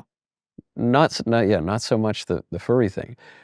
Is there any limit on what a furry is? I'm thinking this now because of all these identities and that we've kind of now expanded the definition of identity to just like you could be straight but LGBT. I don't know how you can do that, but you can. That's now like part of it. We just have blown away all the limits. So you mentioned earlier you can be a furry dressed up like a traffic cone, which is not. Furries are supposed to be anthropomorphic animals. But those are more joke costumes. Yeah, of course. Yeah. But it's like, they're still kind of part of it. Is there? Do you have to be a mammal to be a furry? No, like I mentioned, there are insects. Insects, that's right. Are there fish? Can you be a fish? I don't think I've seen one. I don't think. No fish furries. But I have seen fish fursonas. Well, like as in like an actual, like, so what I mean when I say I haven't seen one is I mean fursuit wise. The $5,000 costume. Yeah, I haven't seen that. Okay. But I have seen fursonas that are like koi fish, bass, salmon. Would it be insensitive to wear fish net to a furry convention? To the fish? No, personas? No. I don't think so. They'd get past it. They would get past it, yeah. They'd get past it, okay. There are even mythical animals, like dragons, manticores. I think that was one that I saw. What's a manticore? It's the Greek, like, lion head, snake tail. Okay. Eagle wings. So it's Greek mythology. Huh. That's kind of what I remember with the very short period of time I took world history in high school. So we're talking years. Yeah. I think that's what kind of clicks with me. I'll take your word for it. I clearly was sleeping through my high school class on this. So it all sounds very nice and wholesome. Uh-huh. Would you, let's say someday you get married, have kids, would you encourage your kids to be a furry? For me, with kids, it's like if they have an interest in it, that is their interest, but I don't want to force it. You know, like, oh, dude, yeah, no, you'll like this a lot just because you like. If they show an interest in it and they keep having that interest, sure enough, you know, I'll keep by them, I'll support them. But if they don't show an interest in it, that's fine. It's their choice. Do kids go to the conventions? I've seen a few. Huh. With their parents? I Yeah, hope? with their parents, of course. Are their parents furries? Some of them aren't, Huh. but some of them are. But a lot of them aren't. And is there, as you've insisted that the furry conventions are mostly above board, that it's not just like a bunch of weird sex stuff. Yeah. So in that way, I guess maybe it's okay for kids to go, but even down to the fact that the identities are so kind of sexually deviant at these conventions, isn't that in a way kind of scandalous to bring kids to? There are periods of time where kids aren't allowed, and that's obviously like 9, 10, 11 when those dances happen. That's a pretty good time for kids to like, hey, you're not allowed here. Because people get crazy. People get crazy, okay. There are also age-restricted conventions out there too. A recent one was 21 plus. Actually, it happened in Las Vegas. Obviously, why it was 21 plus is because it was being hosted in a casino. So. Oh, I thought you were going to... Casino is one thing, okay. Yeah. I thought you were saying because they were doing weird, freaky, scandalous stuff that kids don't want to see. It was mostly casino. Okay, all right. That's more wholesome, actually, than I expected. Blackjack is a little more wholesome. Yeah. What I would imagine. Okay. But isn't there... I can't help but think, even as you're allaying my fears, that there's something kind of scandalous about it. Because, getting back to the thing we were talking about a little earlier, even if it's all kind of innocent, it does seem like the sort of thing that adults shouldn't do. Spending time and money dressing up in animal costumes to go kind of chase each other around at a convention hall, and then, even if they weren't going to the rave at night, yeah, and going to lectures on how to make the costumes or whatever, it just seems like the sort of thing, pardon my judginess, that is unbecoming of an adult, and therefore scandalous to children. Am I being too prude? Maybe just a little bit. just because it, like, I'm trying to think of a good way. Don't yuck my yum is what you're saying. Don't yuck my yum. Who cares? What's it to you? If we want to do something fun and frivolous, who cares? To an extent. What percentage of furries at these conventions are married? I don't know the answer to that. I really don't. You don't have a sense walking around talking to people? No, I I don't. Just because Okay. it's a lot of friend groups that show up for conventions. You Okay. can't really tell. And what kind of jobs do they have in real life? Like, before I met you, Yeah. I had not, to my knowledge, ever met a furry before in my life. Where are all the furries during the course of the day? I have a somewhat funny joke. There is a joke to where if you were to put all the furries inside of an airplane, or like fill an airplane with furries, Yeah. and if that airplane was to just spontaneously explode, Yeah. IT would go down the drain. It's They're a lot of they're all- IT people. a lot of computer nerds. Yes, lots Yeah. of computer nerds. Yes, That checks out for me. lots. And inventory management. Yeah, yeah. Perhaps. But lots of IT. But it really is all walks of life. Like I recently saw on Twitter, I saw a rescue, like an Alpine rescue helicopter, like operator. Just flying to save people in the Alps, just had a big fur hat on. No. He probably didn't have. Did he? He didn't have the mask on. It was either he did have it on. I Really? think so, but it wasn't obviously to help someone because that's terrible. Like, I can barely see out of this thing. That's Right. bad. It would not be efficient. But people do post pictures of what they do, and I've seen all walks of life, like the mountain rescue helicopter. I saw someone who was in the Swiss Army recently. A really good example of someone that is extremely prevalent. Yeah. That has a very important, not like important, but he did something that was really good. I forget his name, but he was a doctor. I don't know if you probably heard about this, about it was a Harvard class, and they had Checks out. someone in fursuit come out. Does that ring any bells? I didn't know that literally happened, but it did doesn't literally- surprise me at all. It did literally happen. Okay. And the guy who was in that fursuit, I forget his name, he's a doctor. He passed away, unfortunately, recently. But do you have an Apple Watch? No. Oh. Only a dumb watch. Ah. I don't use a smartwatch. Well, the heartbeat monitor in Apple Watches was designed by him. Oh, wow. Yeah, there are prevalent people. The lead biological doctor for the Moderna vaccine. Checks out. Yeah. Yeah. Yeah. Okay. You're affirming all of my prejudices, all of my priors. That's amazing. There are a lot of intellectuals. It's another reason why I like it a lot. But it seems so frivolous. And so you got all these brainy people, including the IT department and even the super geniuses at Harvard or whatever. It's kind of barbell strategy. You either do the most intellectual thing or the most frivolous thing. Or maybe furrydom is intellectual, I don't know. It's obviously artistic and autistic. it's got something for everybody, I guess.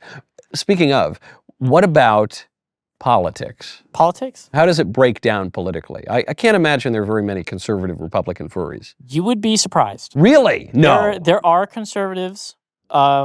There are Christian furries. Lots of Christian furries, actually. Really? I actually know a few. Jesuit.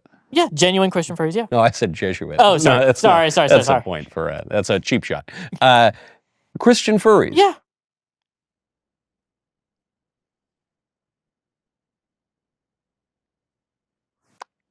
I guess there's a meme that goes around. We were Yeah. talking about confession earlier, which is like guy will go in to the confessional. I'll say, "Bless me, Father, for I have sinned. Father, 5 times this week, I peeled an avocado and smashed it into my face until the goop ran down my suit jacket."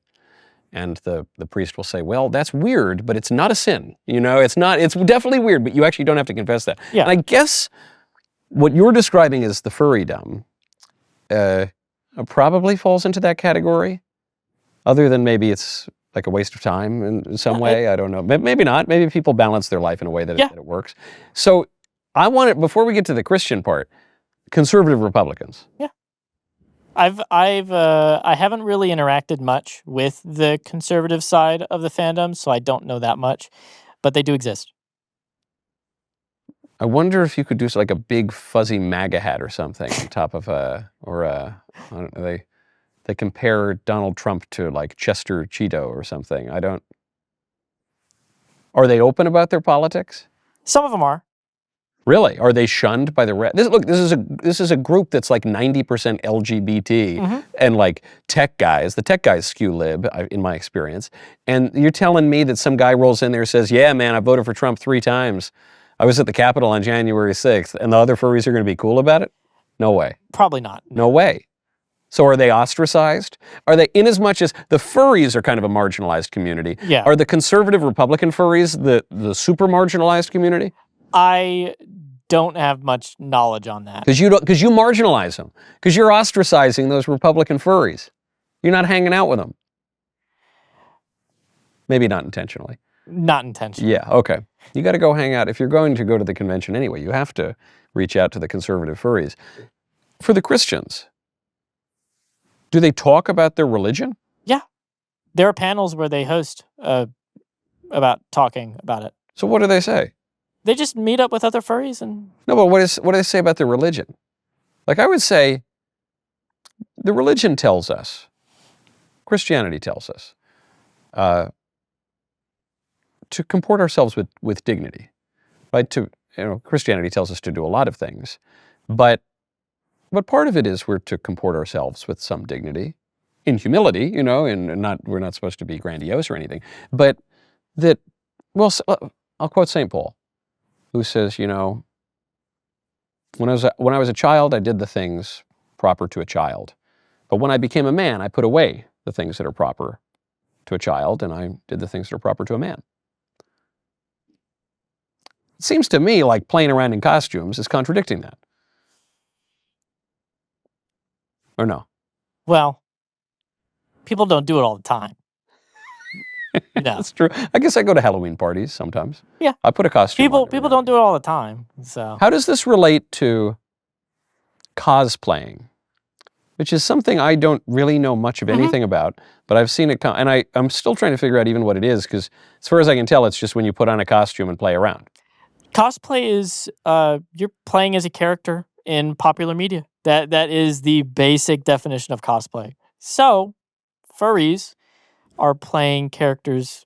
They might be anthropomorphic, but they can be their own or established characters. So there is an intertwine between those two communities. So furries are a subset of cosplay.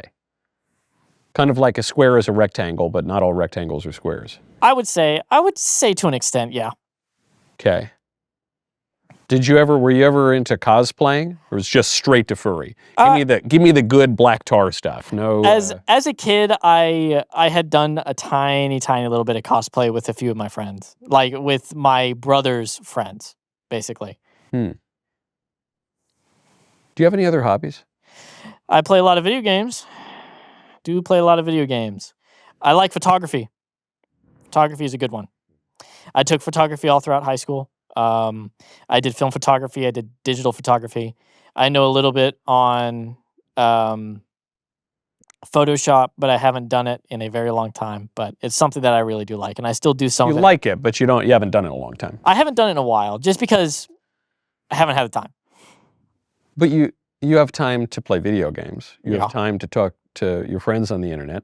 You have time to talk to your furry friends on the Yeah. internet. You have time to do the furry art. You have time. My point is, when you say my other hobby is I play video games, Yeah. this idea I keep coming back to, that you live your life 90% online. And I wonder, look, I get it. I doom scroll all day. I'm online. I work online.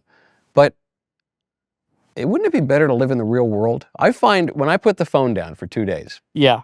I can never do that. 1 day, half a day, I feel better. I feel more human. I feel more like an integrated person, body and spirit. When you mention that you have these different fursonas, and this is this part of me, and this is that part of me, and this is this other part that I want to be, I say, oh, I totally get that. But you're an integrated human being. Yeah. And you have a real body, and you have a real appearance, and you have a real name, and you have real character traits and habits and virtues and vices. And let's say, isn't it all kind of a big distraction in this hobby, which is different from other hobbies in that this hobby is really about you. It's very focused on yourself, your attributes, what you are like and who you want to be. Wouldn't it be better for you just to live your life, ideally in the real world, not mediated virtually, as the integrated whole that you are? I would say so, but I don't think that it would change much about myself, furry or not furry, if that makes sense.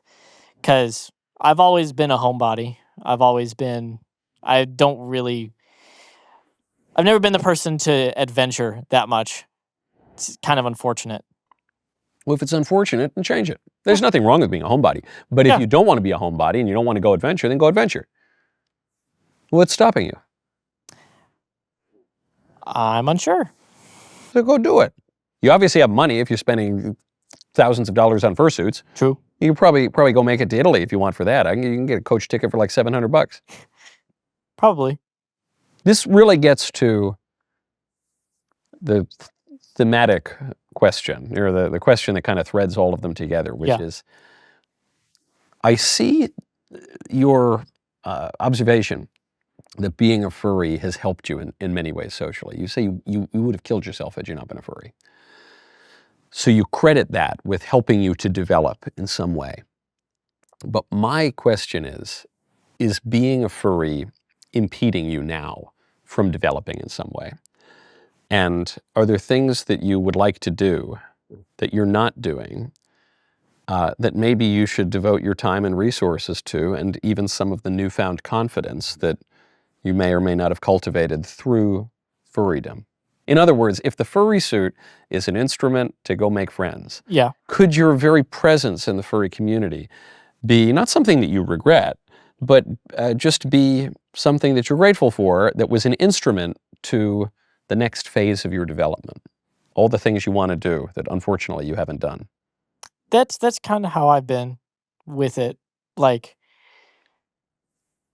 I would never have even thought to go to Pittsburgh for this convention, and I love Pittsburgh. It's a great city. Someone almost blew me up in Pittsburgh once, but otherwise it's a nice city. Yeah, well, otherwise it's a nice city. I never would have thought about doing that, and going out there and just seeing the city, because the furthest I've ever been outside of Alabama has been Nashville and Chattanooga.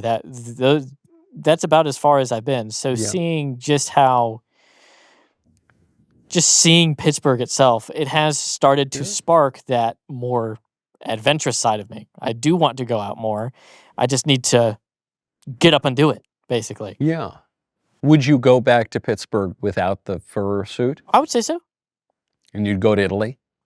Yeah. And you'd go... So then would you live your life... Is there going to be a time when you retire from being a furry? There might be. When is that time? That's a very interesting answer. Yeah. When is that time? When has the furdom run its course? When do you hang up the head? When do you hang up the paws? It depends. It really does, because there are people in the furry fandom that are very old. And I believe it. Yeah. Yeah, But you said you might quit. You might not be one of those guys. And I wonder what the very fact that you acknowledge that means that there would be some criteria, some conditions that would be satisfied, at which point you would say, you know what, this furry thing, it's been a lot of fun, but I'm done with it now. What would those conditions be? I don't even know. It's just that there's always a chance that you could hang something up. There's always a chance. There's never not a chance where you don't stop. I'll never stop being a Yankee fan. Yeah. I'll never stop being a Catholic. There are some things where I can say definitively, I'm ride or die. This is for the rest of my life, this will. But there are other things, where even cigars, which I love so much, I could see a world. If my doctor told me, which I don't think he would, and as George Burns observed when he was smoking 15 cigars a day at the age of 92, he said, look, my doctors are dead, so I don't even listen to them. But if my doctor said something I love, I don't know, whether we're talking about fruity seltzer or cigars or whatever, hey, Michael, you're going to die if you keep doing that, so you got to give it up. I'd say, okay, it's fine. You can quit it. This is one of those things that you say you could give up. It's not as deep to your personality as being, I don't know, a Yankee fan or a Catholic. So, but you don't have the sense of what that is, which implies to me that you're doing the furry thing because you're after something else. I may have misspoke a little bit. Okay. may have misspoke just a little bit. Let me think for a second. Furry does mean a lot to me. No one denies that it means a lot. Yeah, no one denies. You're on my show right now wearing a wolf head. Yeah, it does mean a lot to me. And right now, at this moment, I don't honestly think that there would be a time where I would ever give up. What changed? 30 seconds ago, you told me you certainly could see a time when you hung it up. I believe I misspoke on that one. Well, you didn't just misspeak, you changed your mind. Yeah. Misspeak is when I use the wrong adjective. Yeah. You changed your answer here. Why? Because you don't want to be seen to downplay how much you like the furry thing? No, I love it. Like I mentioned, I do. So then why did you previously tell me you could quit it someday?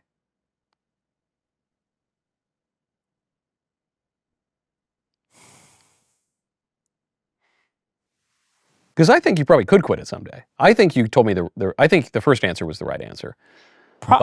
And probably you changed your answer because you don't want to seem like you're dissing this community that has been very good to you. But I think you probably could quit. I don't think being a furry is like being a Catholic or something. Or even a Yankee fan. I think you probably could hang it up. It definitely could happen, but I don't really see exactly. You just don't know what the conditions I would be. don't know what it could be. It could definitely happen, but I don't know what could make me want to leave.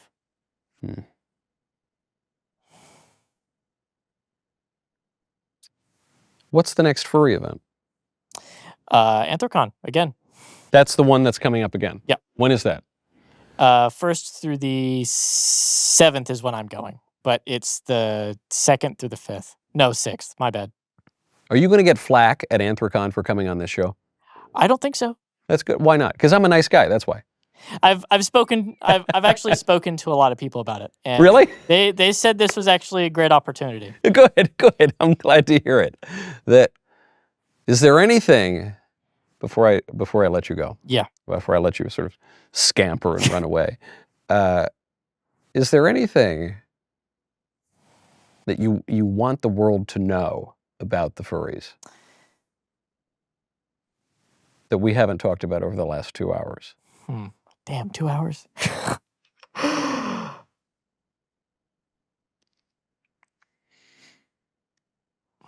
It's not as taboo as it seems. Well, it is taboo. I mean, it is, but not to the extent. When you say that, it could be taken one of two ways. Yeah. It's not as taboo as it seems, meaning it's kind of mainstream now, guys. So if you want to be a furry, just be a furry. Or it should not be taboo because it's not that bad. Which way do you mean it? I think not that bad. Yeah. What's the worst part of the furry community? I haven't really had much personal experience with the really bad part about it. What is that part?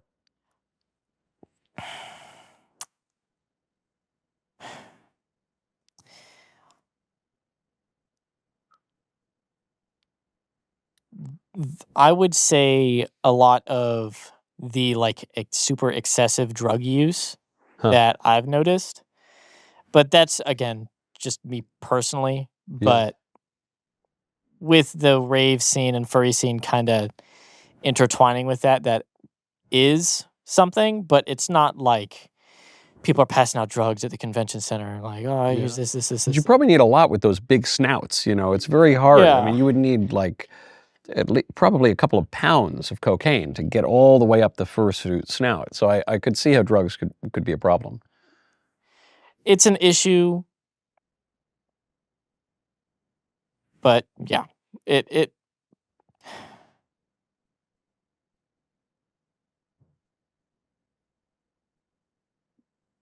I'm sorry. That's it. Okay, that's fair. Just the drugs. That's my biggest problem. Okay, all right. Would you, I'm not encouraging you to do this. Yeah. Would you take your head off, your fur head off, tell the world who you really are, or no? You want to remain anonymous as a furry? I'll remain anonymous. I recommend that. I don't think, I think that's the right decision. Business major kind of tells me not to take this off. Yes. So. And does that, as I leave you to go, wolf away, doesn't that contradict the thing that you just said, which is it's not that taboo? It's not that taboo, but I don't want people to know I do it. And therefore, because again, I'm not encouraging you to take your fur head off on camera. Doesn't that, since it does seem to contradict that, is that maybe a sign that maybe at a certain point you ought to give it up? If you find something still a little off or odd or shameful about it. I don't think so. All right, we'll see. Maybe next time I see you, maybe you'll have the fur head on. Maybe you'll have the fur head off. In either case, it has been a great pleasure, Nathan. I very much appreciate your coming in. And who knows, you know, the world is so weird. Maybe next time we chat, I'll be sitting here and I'll have my own fursona on. Hopefully. I don't know what kind of animal I would be. Maybe you can tell me in the comments. We'll see you next time.